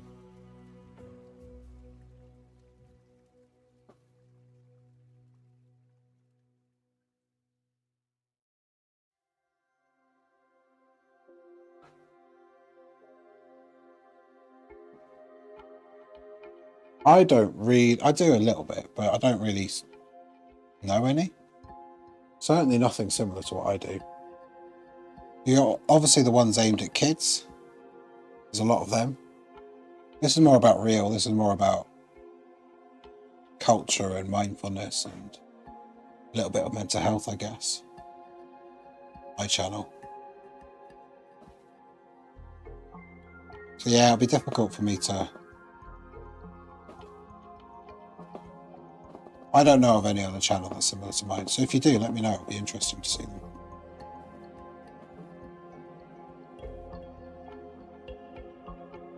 Maybe there's a reason why my channel isn't... There's not that many similar to my channel. Yeah, they're a bit dark, these ones.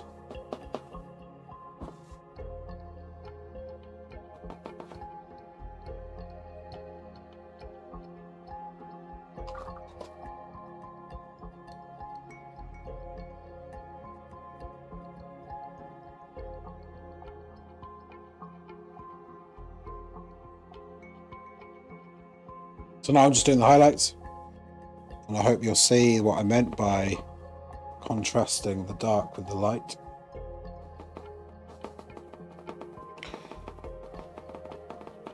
So I'm painting over the dark with really, really bright white, essentially.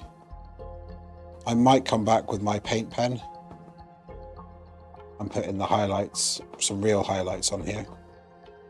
I did say I was going to do some real dark bits as well, so I might do that as well. Not with a paint pen. I do have a black paint pen, but...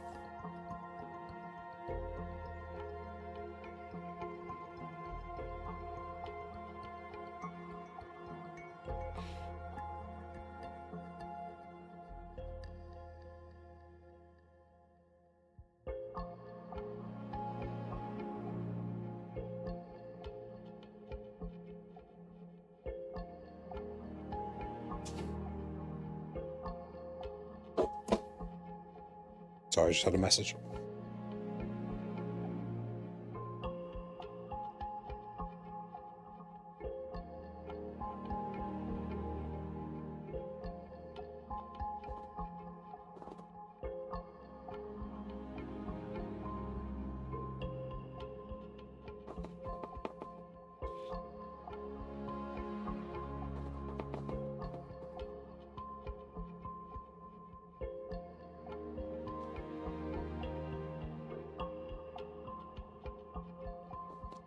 I think people forget when they're stuck indoors, going back to the whole Kenya thing. When they're stuck indoors at home, especially during COVID. I couldn't go to Kenya during COVID, well, obviously, because nobody could go to Kenya.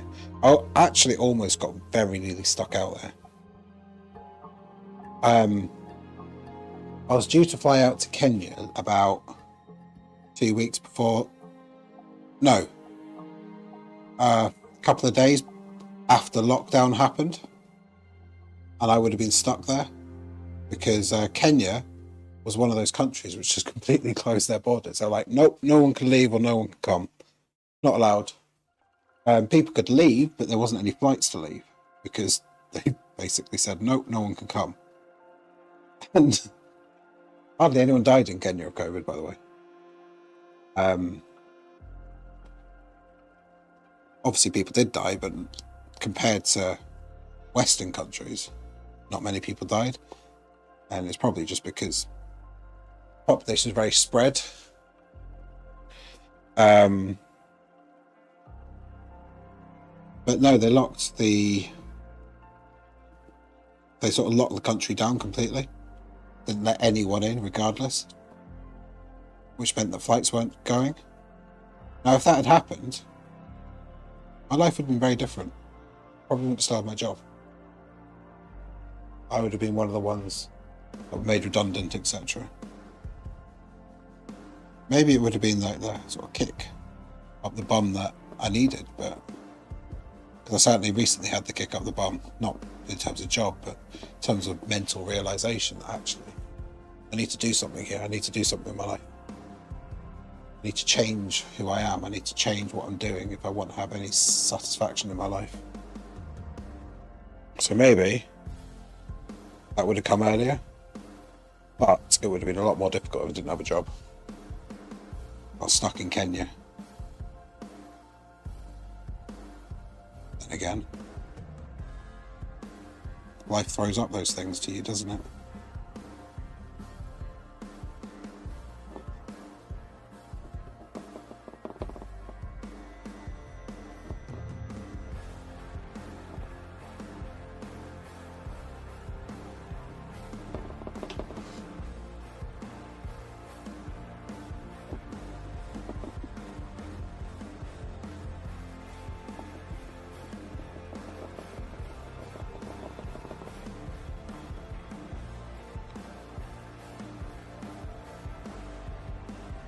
If you're enjoying the stream, make sure you like it. It does really help. I hate that. It's cliched, it's horrible, I hate saying it. But it does help. So I'm going to keep saying it. If I want to make my career as a YouTuber, I need to keep saying that because people don't do it without being told to do it, sort of thing.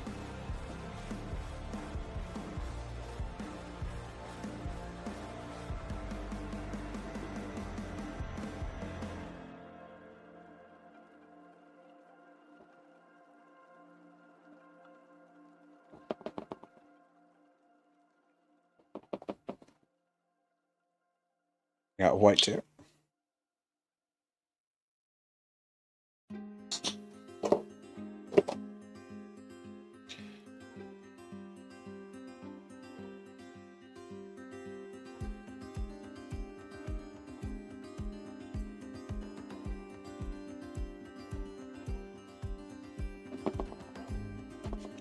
I also think art kind of goes against the nature of like Gen Zs and millennials who like things really, really quick and want everything in bite-sized subjects. Yeah, I can create YouTube shorts, but which actually are getting quite good views.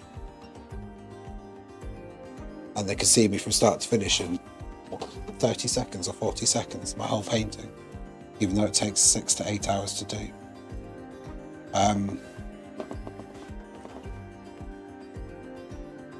So yeah.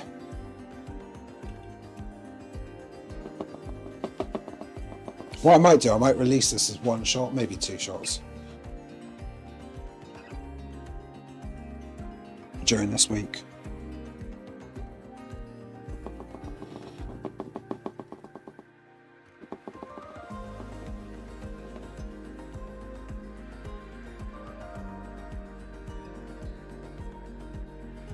And I'm starting to do that very YouTube thing of putting my face on various the thumbnails as well.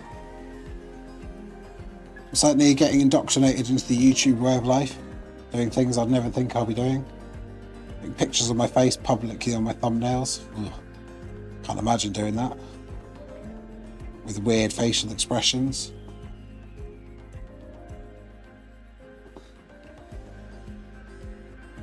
Right, I think that back cushion is probably done now.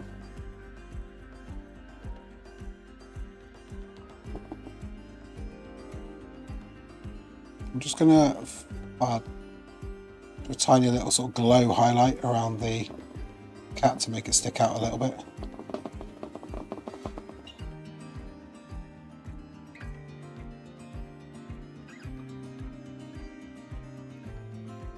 Yeah, I think that works quite nicely. I don't think it's my greatest work I've ever done, but not bad.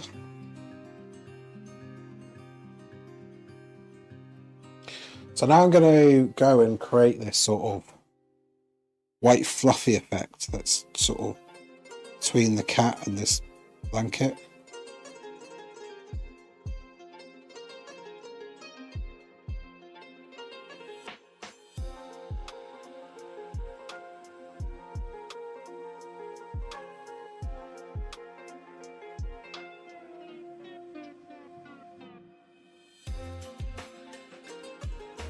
That's really highlighting the cat, that's really nice.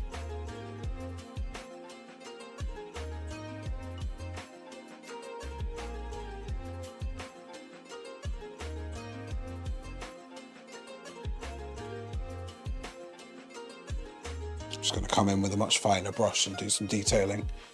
Do some sort of fluffy brush strokes.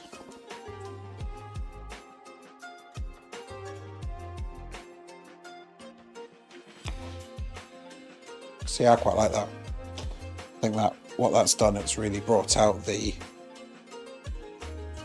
contrast between the black and the grey blanket.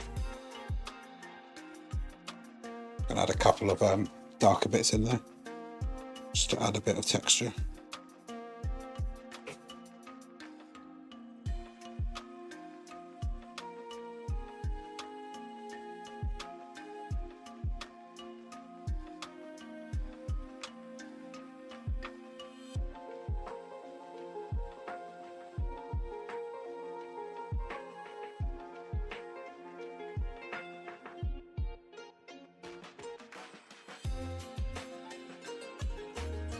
When you stop dancing, I'll be told I look like a moron when I do. But I'm happy. Doing something I enjoy.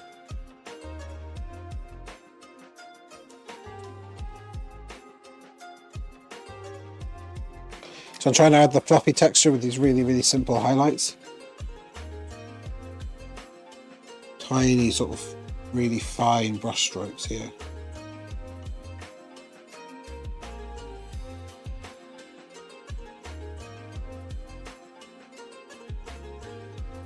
I'm going to come along with the paint pen and make this a lot brighter, or elements of it a lot brighter.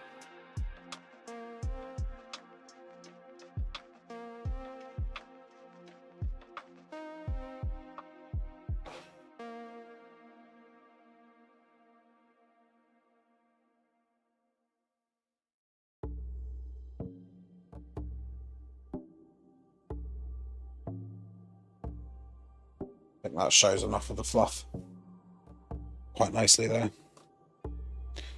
So let me find the paint pen. Yes, this is cheating. Everyone tells me it's cheating. I don't care. Nothing wrong with a bit of cheating in life, as long as you're not harming anyone. Oh, you can't use a paint pen, that's not art. Use whatever you bloody well like.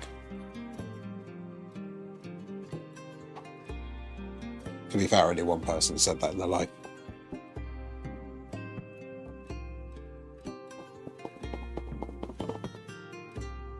Just a novel use of different medium, I guess. It is acrylic inside, I think. I'm still using acrylic paints, it's just on a pen format rather than a... It's basically a Tipp-Ex. Oh. Now that's an argument against using a paint pen, having a big drop like that. Oh, I've done it again. No.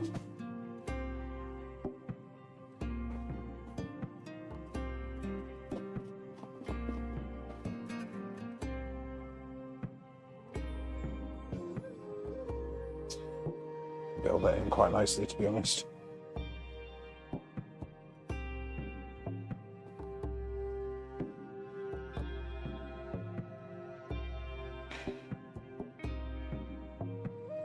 What's the...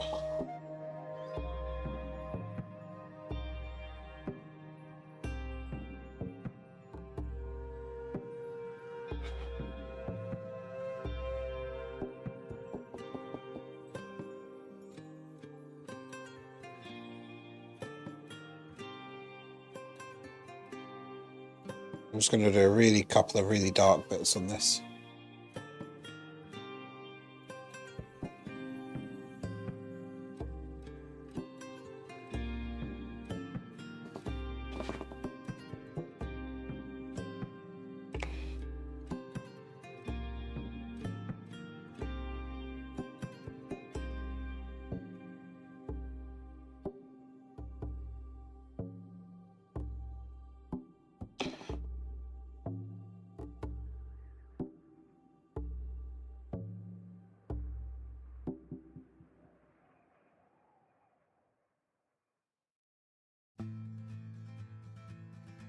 Right, now I need to do the front cushion, which is corduroy, which is interesting because I haven't got a clue what I'm going to do with this.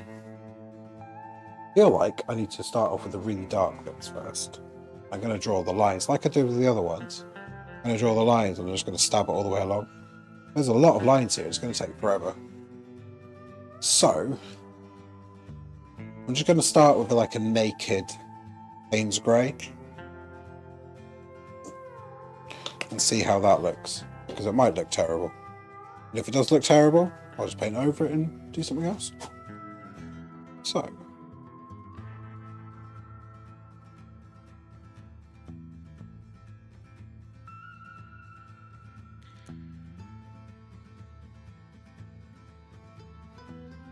I've already painted the creases in, which is good.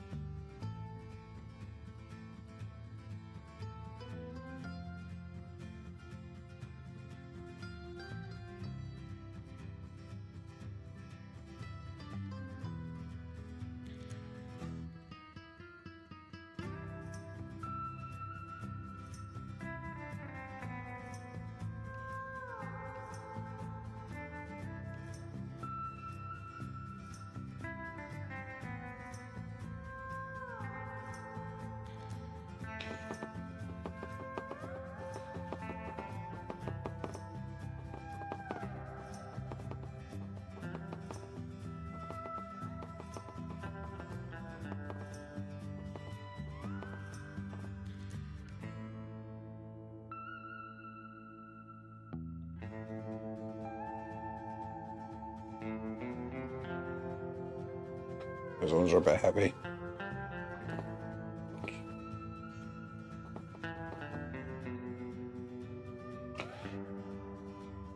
I think it's looking terrible, to be honest.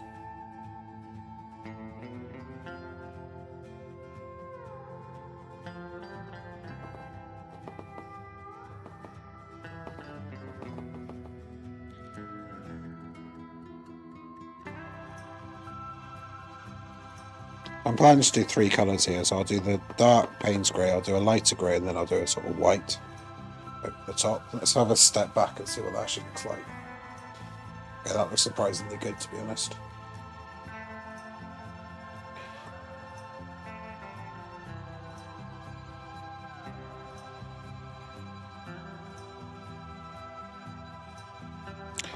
Well, I was dreading this. You know when you dread something and then actually you go to do it and it works? That's what this feels like. So yeah, I'm really happy.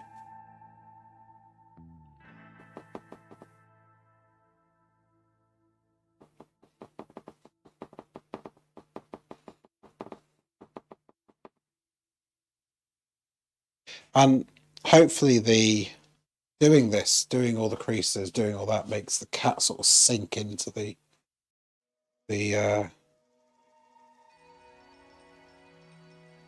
makes the cat sink into the sort of cushion.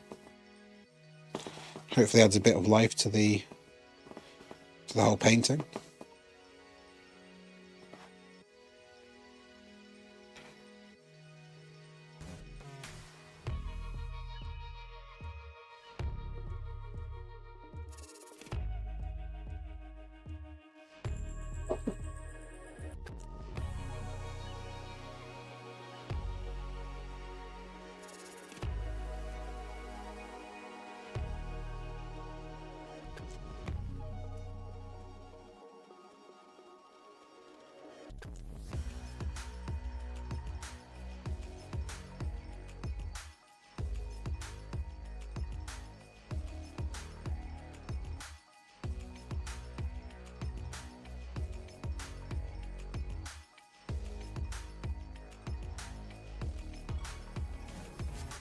I think that looks really good.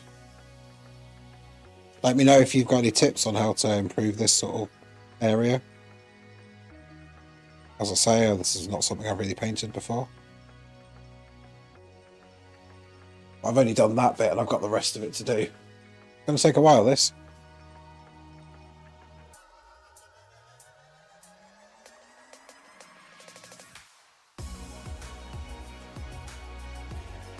I'm going to start right up here.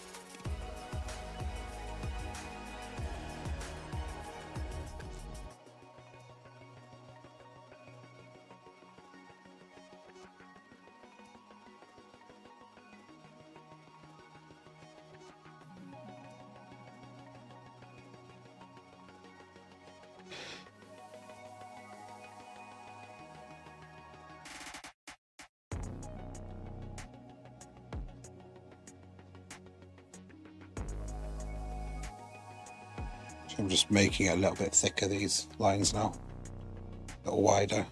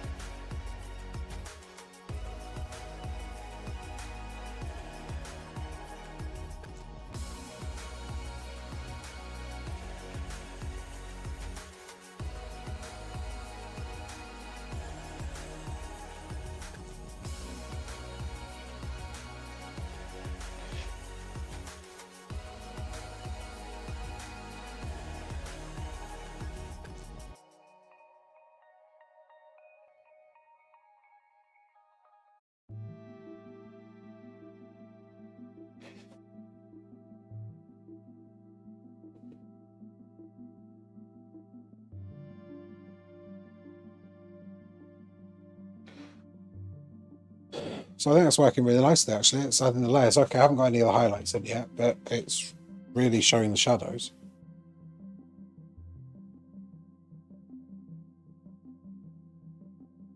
I'm separating the lines a little bit more than what I was, just so I don't have to do millions of them. And I'm not really putting brush strokes on, I'm just sort of stabbing the page. Like, it's quite a technique that I tend to use for texture.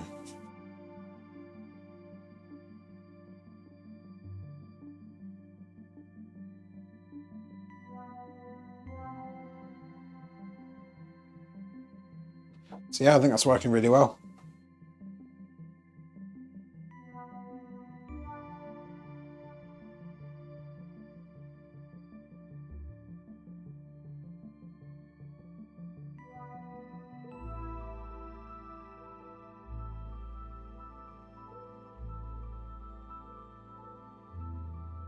This is by far the most challenging painting I've ever done.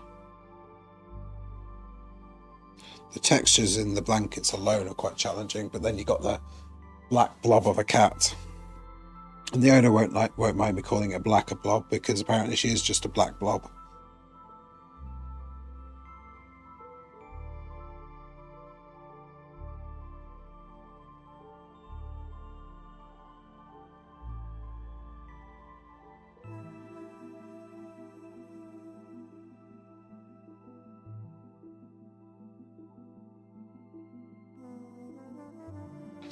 Should really do this, I guess.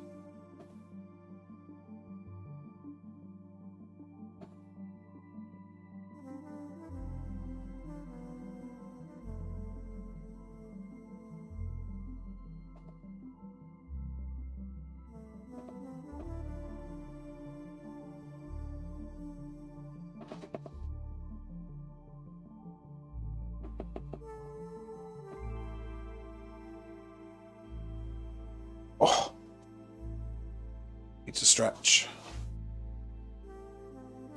There's only once a day I do a thing, and that's just do it. Yes, Steve, I agree. Don't procrastinate, because you're going to have to do it at some point.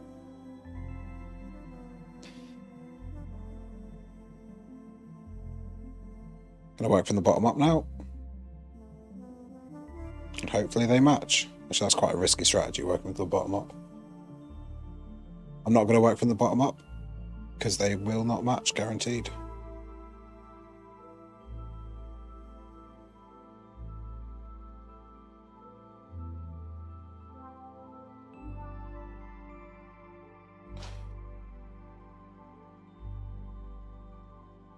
It's quite apt. There's only one way to do a thing, and that's just do it. And then I realised, no, I'm not going to do it that way.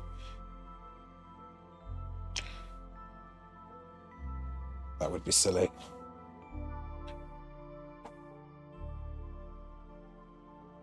It's always worth sitting back and thinking before you actually do something, though. Don't just jump in head first.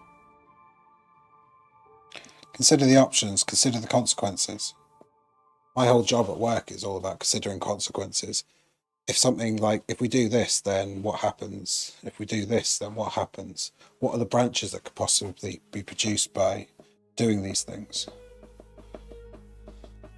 It's all about understanding the consequences. Well, if I make this change today, what's going to happen in 2 or 3 years' time?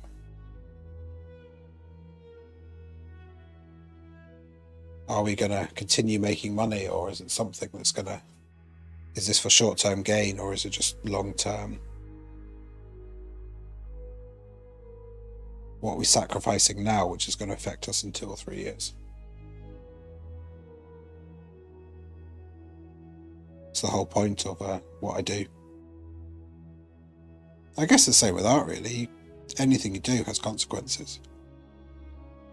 Okay, you can paint over your mistakes, but you change something up here in the painting and it's automatically going to affect something down here. And the reason it does that is because your eyes are inferred. When you look at something, apparently you're never looking at a single spot. Your eyes are constantly shifting and taking in the whole image. A bit like an old CRT TV. Just like that. That's what your eyes are doing. That's why you need inference of colour, because it helps your eyes associate something up here with down here. If you don't do that, if you don't have the inference of colour, the painting looks like separate images all over. Which is why my paintings quite originally always look like separate images. But when I'm doing any sort of painting, you'll see there's a theme of the same colour throughout. So Payne's Grey, for instance, everywhere has Payne's Grey.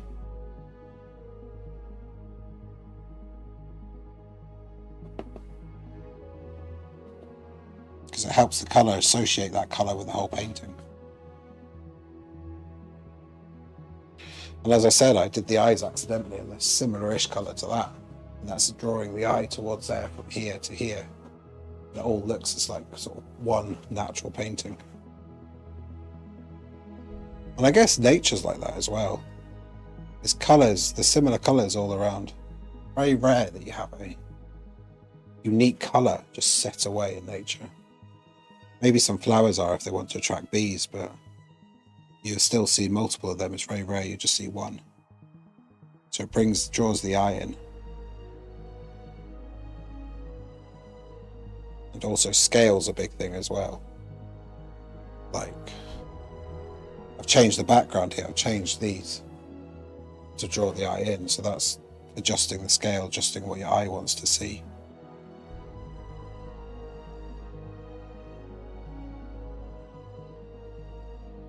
A bit flappy over here.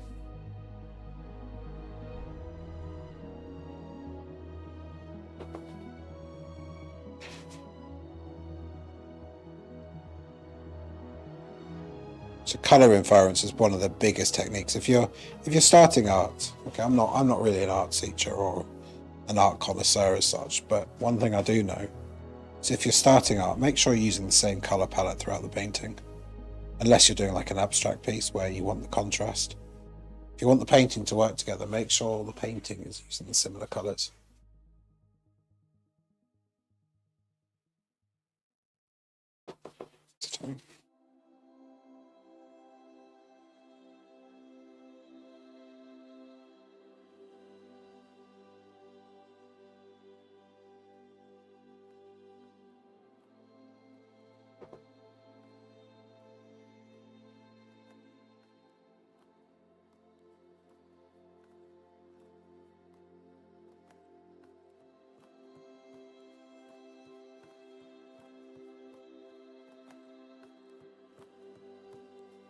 I wasn't looking where I did that bit. It doesn't really matter, it's a sheet, it doesn't, not going to make a difference if it's bad or good or whatever.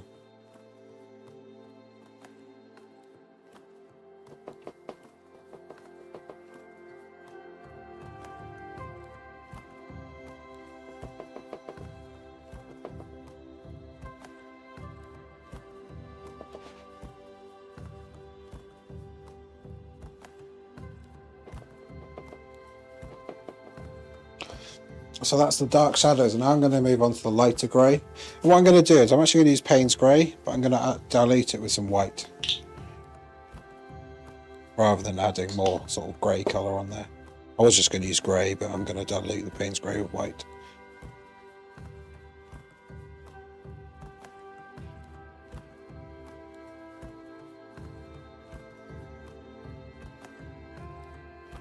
I'm going to try and do it above the lines, I think.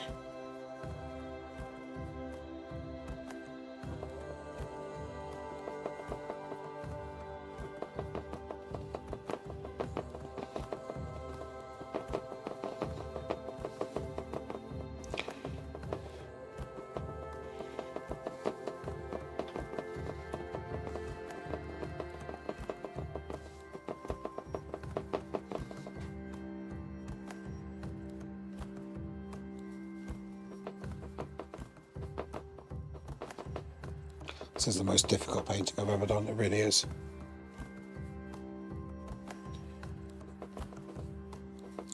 Having to use colour in a different way than I've done before, because it's very black and white.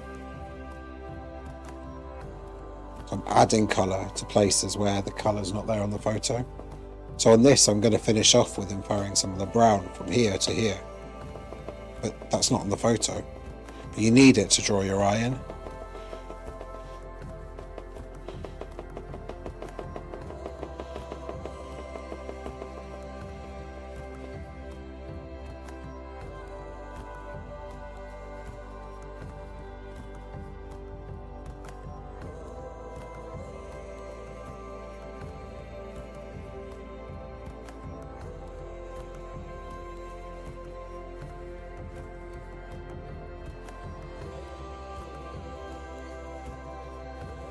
So I'm being quite rough with this grey colour, so I'm doing it a lot rapidly. The reason is I don't want to spoil what's already down on the piece of paper. Sorry, the canvas.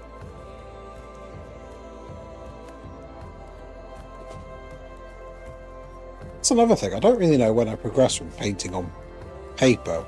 As a kid, you always paint on paper, don't you? And suddenly it sort of turns into canvas.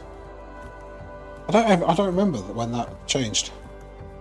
I really don't.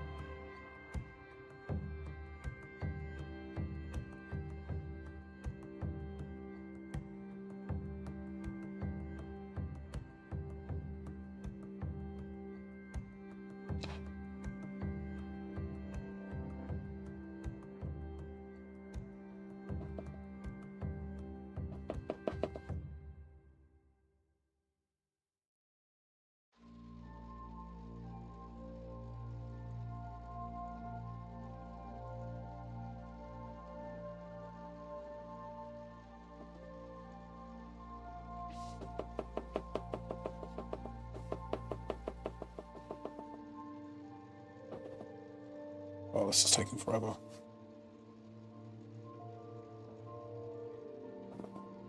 I'm determined to finish this today.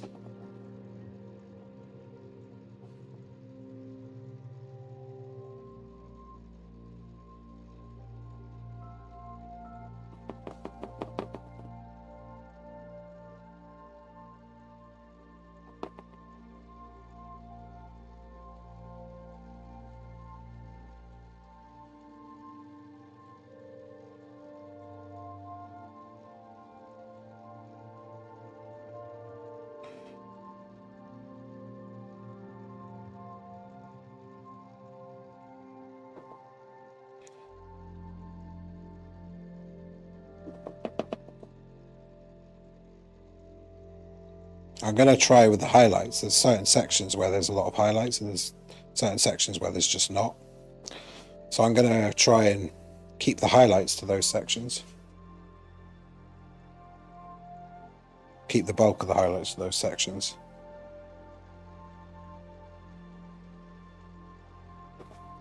Probably destroying this brush by doing this.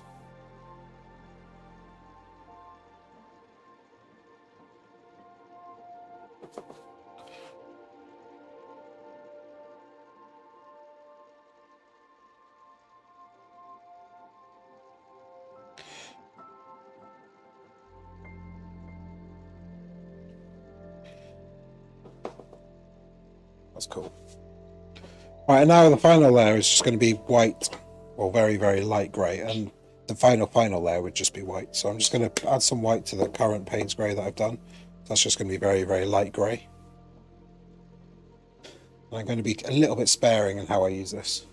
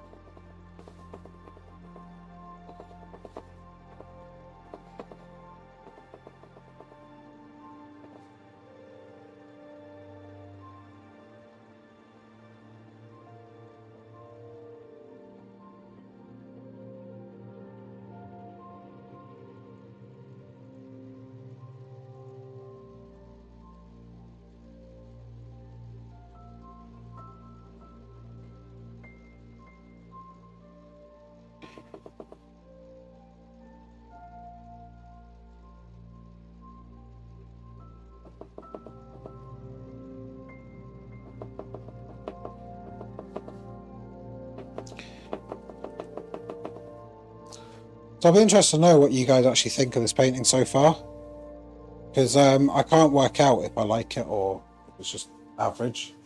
Obviously can't see it in front of me. I'm always a little bit critical of my own paintings. I think everyone is, to be honest. If they weren't, then I don't think that always places you can improve. The point I'm trying to make, I think.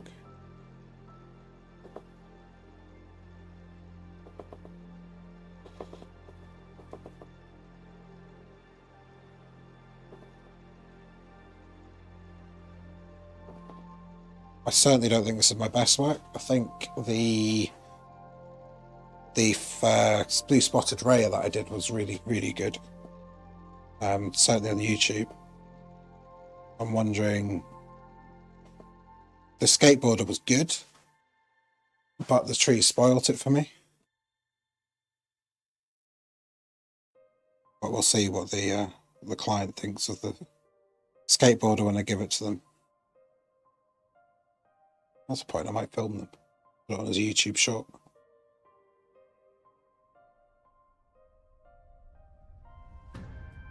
Ask their permission, obviously. Or maybe I won't ask their permission. I'll just film them and then see what they... And then ask their permission, like, afterwards to post it.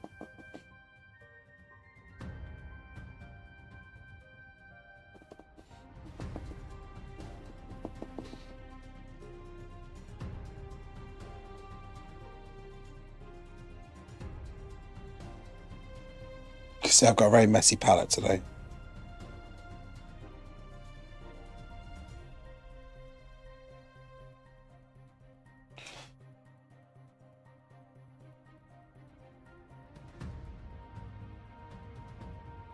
I would have usually kind of washed it by this point. I'm going to go around the claws again just to make sure they're highlighted properly. Now, one technique I'm using in my first few brush strokes, I'm putting it exactly where I want.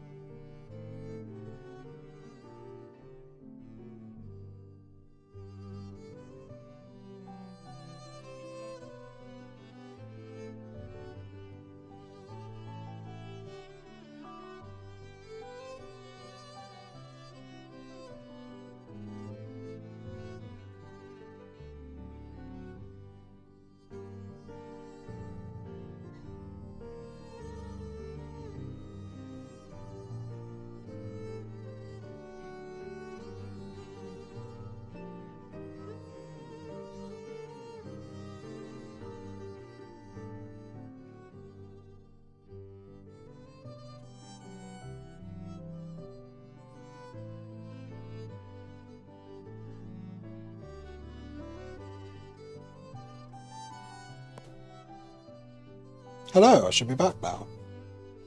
Apologies for that.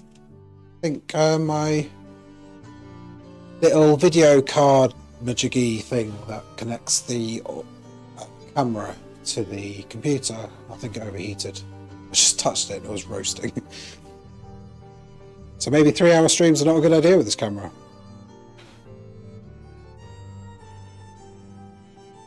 But as I'll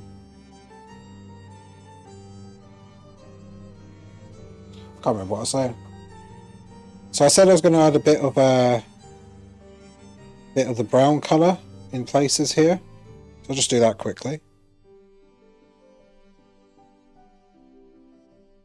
Only in a very few places, like dabbing it down here maybe. And then use my finger to brush it in. So inferring the colour from the brown. So you can probably see already just by doing that. It's drawing your colour in. Your eyes in, sorry.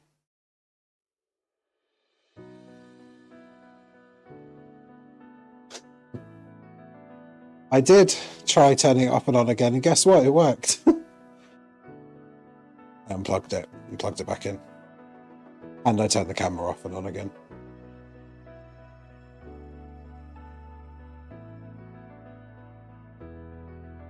It's quite warm in this room. I dread to feel like what it's going to be like in Kenya. Although it'll be, when I'm streaming, it'll be in the evenings. So it'll be quite good. It'll be much cooler.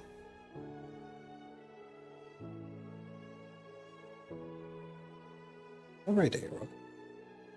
My radiator's on. That's probably not a greatest thing in this room where I've got computers, cameras, screens, lights, me moving about constantly. So yeah.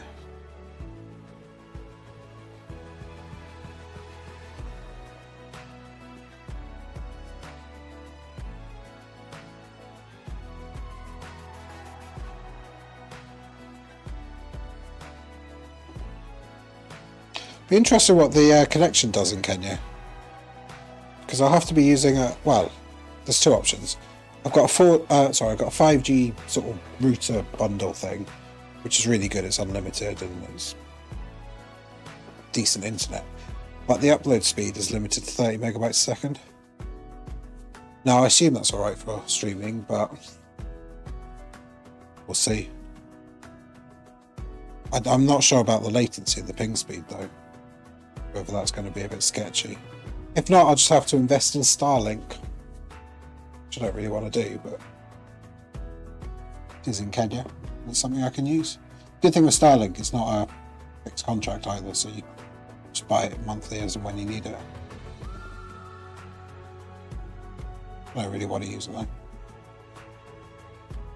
Political reasons, etc. Right, I'm going to finish off the, so I've done the brown, as I said, and I'm just going to whack a bit of white on the highlights.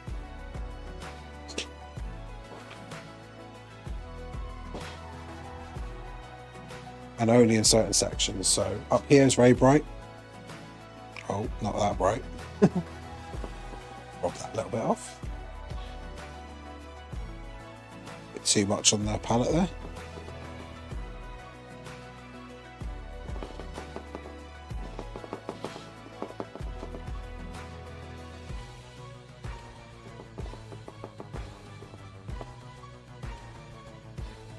So I know, I'm trying to learn from my last painting where I did go far too far with the stabbing motion and basically end up spoiling the trees, in my opinion.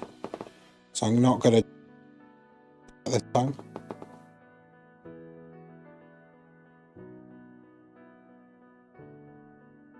Sorry, I thought it had crashed again there.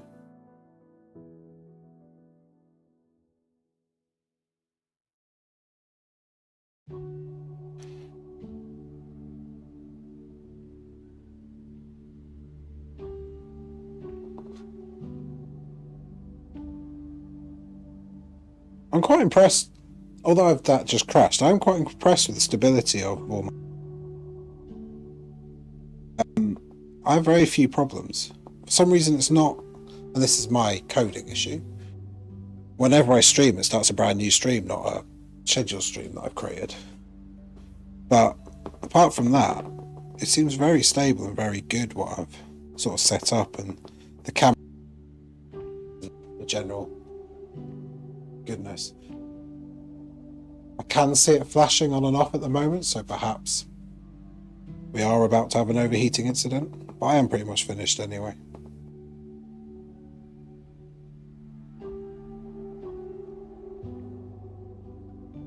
Door to let some heat out.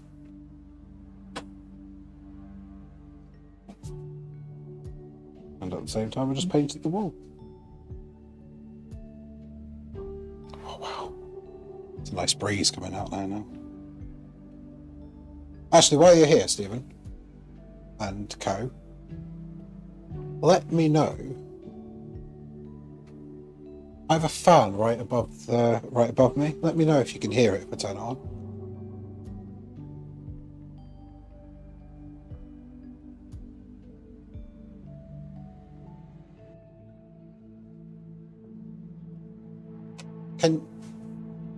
Can you hear that fan? When I talk, is there a background whirring? Let me know if you can.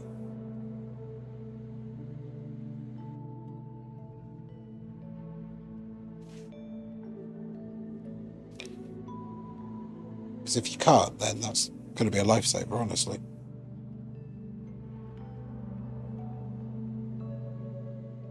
I can't see anything picked up on the thing. That's brilliant.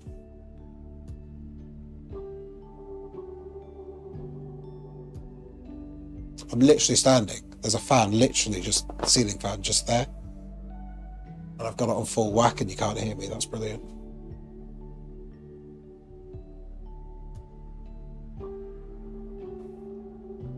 The Rode mics have excellent noise suppression.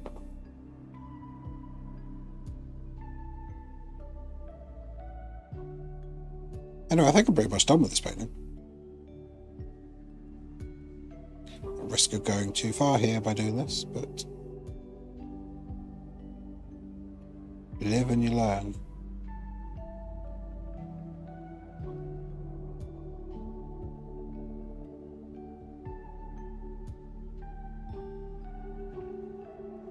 So I'm just adding some really, really faint dots of highlights here in certain places, just to sort of bring the painting together a little bit. Hopefully add a little bit of texture on the cat. This is just pure white, tiny dots. Just adds a bit of intrigue to the areas that aren't really textured at the moment. Just to see if I can bring that sort of lifeless out of it. I'm really impressed you can't hear that fan. That's a game changer for me when I'm painting. I can be cool when I paint.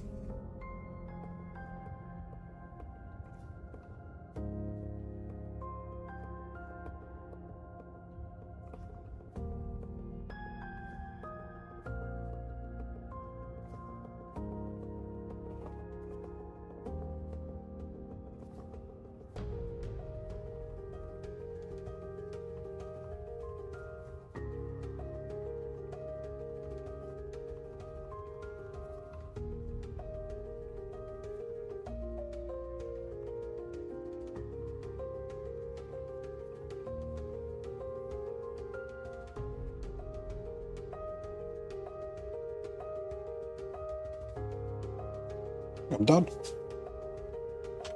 Whiskers.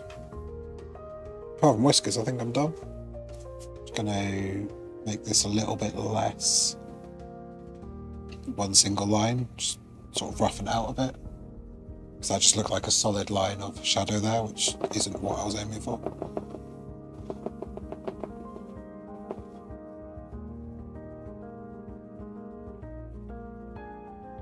So as always, when I finish a painting, I don't actually finish it. There's two things I need to do. I need to sign it.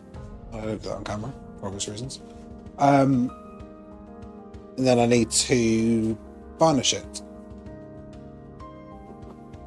And the varnish protects the acrylic. So, as I said earlier, people don't A, paint over it, and B, it should last a lot longer. It's like a really hard shell, so should resist against scratches. But also what I do, I'll leave it here for a day or so and look at it 3 or 4 times, or I'll take it downstairs and have a look at it 3 or 4 times and just stare at it and see what needs to be improved. So if you've got any sort of thoughts of what needs to be improved now, let me know. But I get sort of tunnel vision when I'm painting. It's very difficult for me to sort of find the errors as I'm painting. I need to find them later on. And depends how big the errors are is whether I go back and fix them or not, whether I can be bothered. Also, I'm very critical of my own work, whereas others perhaps aren't. Others are very satisfied with the result, whereas I perhaps are less satisfied. There is something I think is a bit weird about this area, so I'm just going to go back and fix that with some Payne's Grey.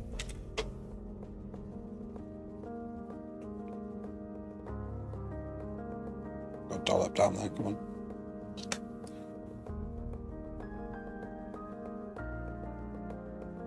I'm just going to go back with some very fine strokes of Payne's Grey, just to add a bit of texture.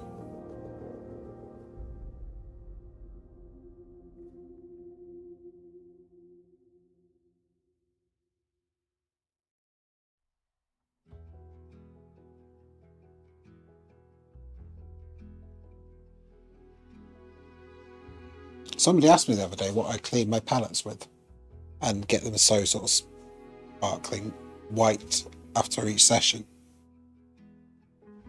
And I use this thing called Barkeeper's Friend. It's Barkeeper's Friend or Barkeeper's Mate. And it's like a powder. Just gets rid of any sort of any stains.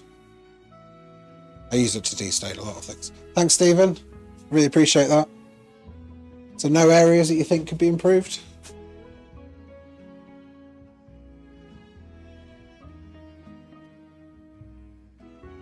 So partly the reason why I'm adding texture here is because everywhere else has texture. And this bit didn't have texture. Because actually in the photo it doesn't have texture.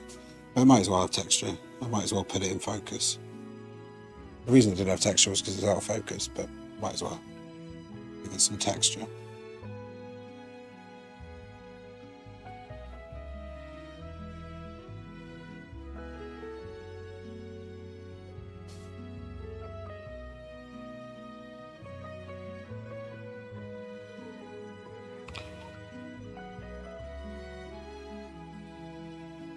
So as I say, I think my next painting will probably be of myself, maybe. I do have a couple of paintings of a couple of Kenyan friends that I need to do, but to be honest, I might as well just do that in Kenya, rather than ship it out there. Seems a lot high risk taking a painting in a bag.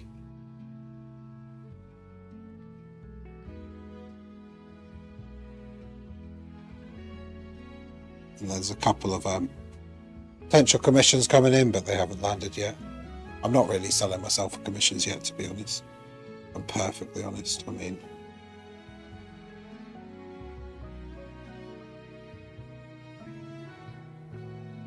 so I'm doing that thing where I'm at risk of going too far now. I'm just softening up this white fluffy bit. And add a bit of texture in here as well.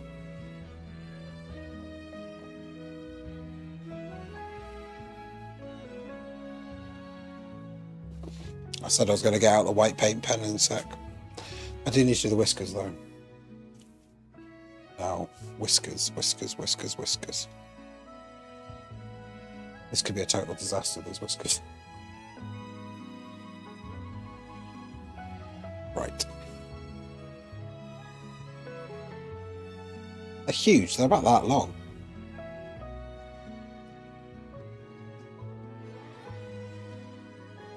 When I was laying out PCBs in the past, it was so hard to decide when it's finished. I had to step away for some time. I suggest you do the same. Yeah, I will. After I've finished, in inverted commas, I will go back and spend. So this will hang up, so I won't do a stream tomorrow. I might do, depends what inspiration I have. But I'll probably start again on Tuesday, so throughout tomorrow I'll have a look at this a few times and then decide when it's finished. Whiskers, I'm a bit worried about this.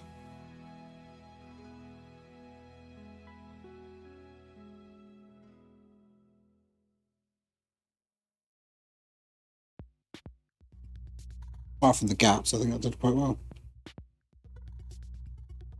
How do I go about filling in the gaps? There's one whisker. That looks terrible. I'm gonna have to think of another way to do the whiskers.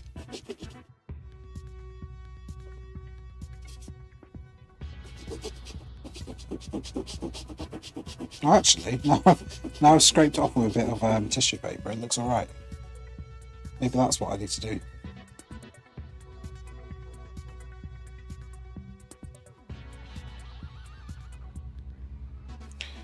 I mean, I can always paint over them.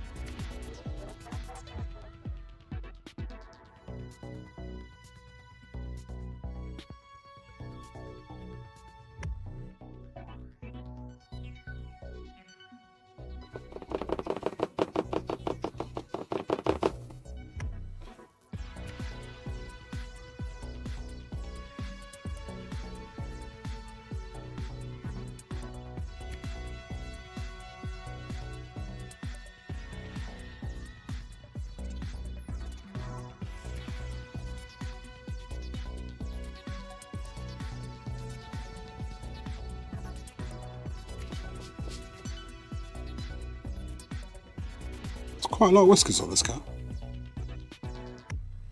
Well, it's probably a standard amount of whiskers on this cat.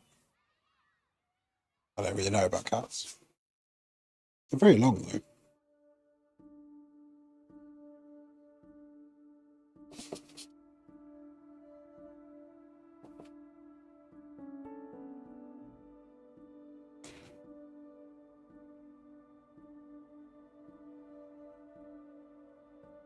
I'm just painting some shorter ones now.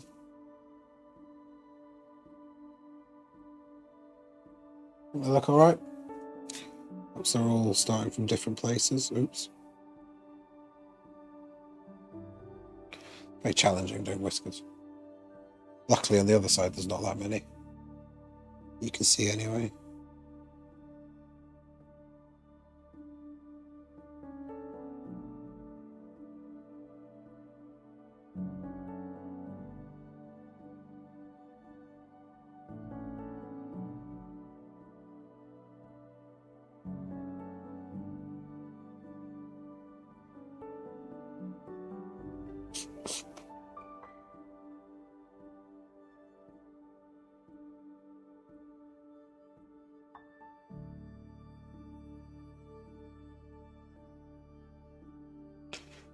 Just going to add a bit of highlights onto the eyes just to finish it off.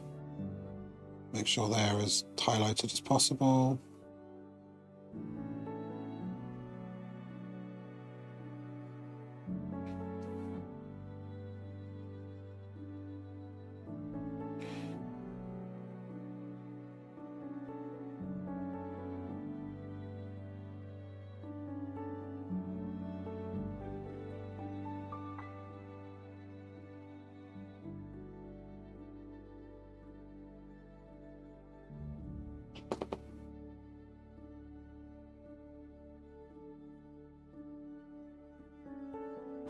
Right. I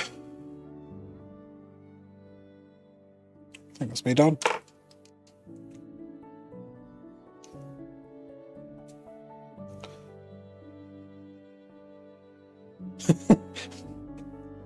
I've never watched Bob Ross in my life.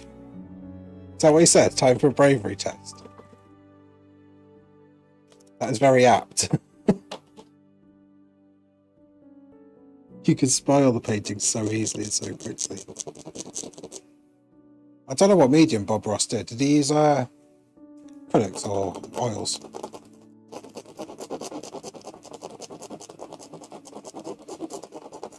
Because if you use watercolour, you can spoil it in seconds. You can't get back from watercolour mistakes. That's why I don't think I'll ever use watercolour. Just so scary. Just make a mistake in 2 seconds, then you're just like, well, that's going in the bin.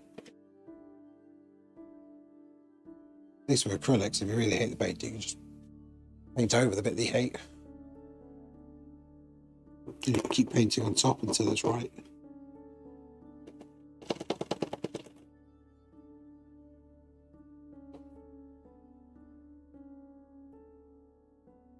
I'm just using the paint pen to add the highlights where they're needed.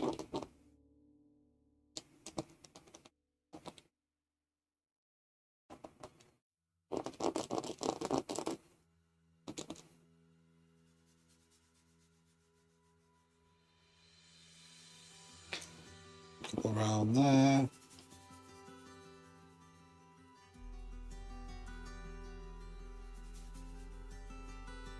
Maybe I should do Bob Ross because everyone keeps comparing him to. He layered oil on top of oil. That is quite brave.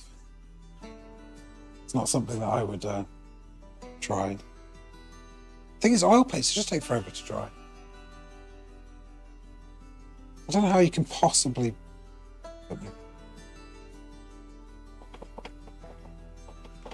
I quite often lay acrylics on top of like wet acrylic on slightly damp acrylic so I can mix them. I don't really go around and layer on them much. I think this paint pen's running out of juice.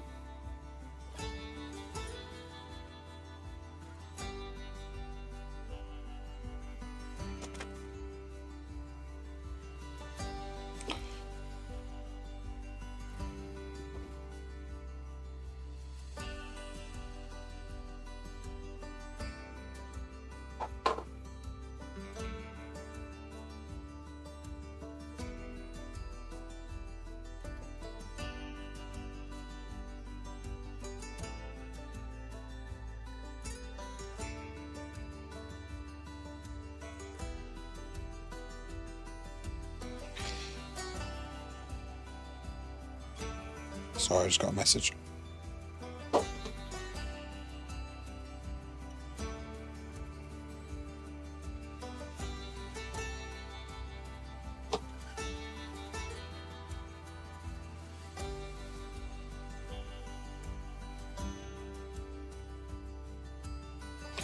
So, lost the pen that I was using. Oh, it's here. So yeah, I think this is finished now. As I say, I'm doing a little bit of highlighting here and there. So I think the paint pen's lost its mojo a bit. Maybe it needs to be on a flat piece of paper. Anyway, I think that's me done. I think I've finished. I really quite like the way the cat is sinking into the pillows, the cushions. I like the background. I think it's quite subtle. I really like the really hard... Everything is really soft in this image, apart from the pupils. I've softened them with highlights. But I've created some really, really hard sort of balustrade at the back, drawing your eye into the middle. And it's... I just like the way that the contrast really, really helps the stream there. So that's me done. Tell me what you think. I will be releasing videos in a couple of weeks on this. So I'll do a couple of shorts first and then do a longer one on me painting. So yeah, let me know what you think. Thank you, Steve. I do. One of the things I do quite like doing is the textures of the scenery and the cushions and just general sort of textures. I love doing clothes. I find clothes really, really fun to do.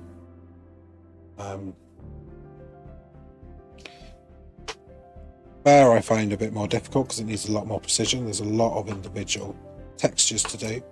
But when you're just doing a general blanket like this, there's some really nice textures going on. You can see the corduroy here, sort of fluffiness in the back.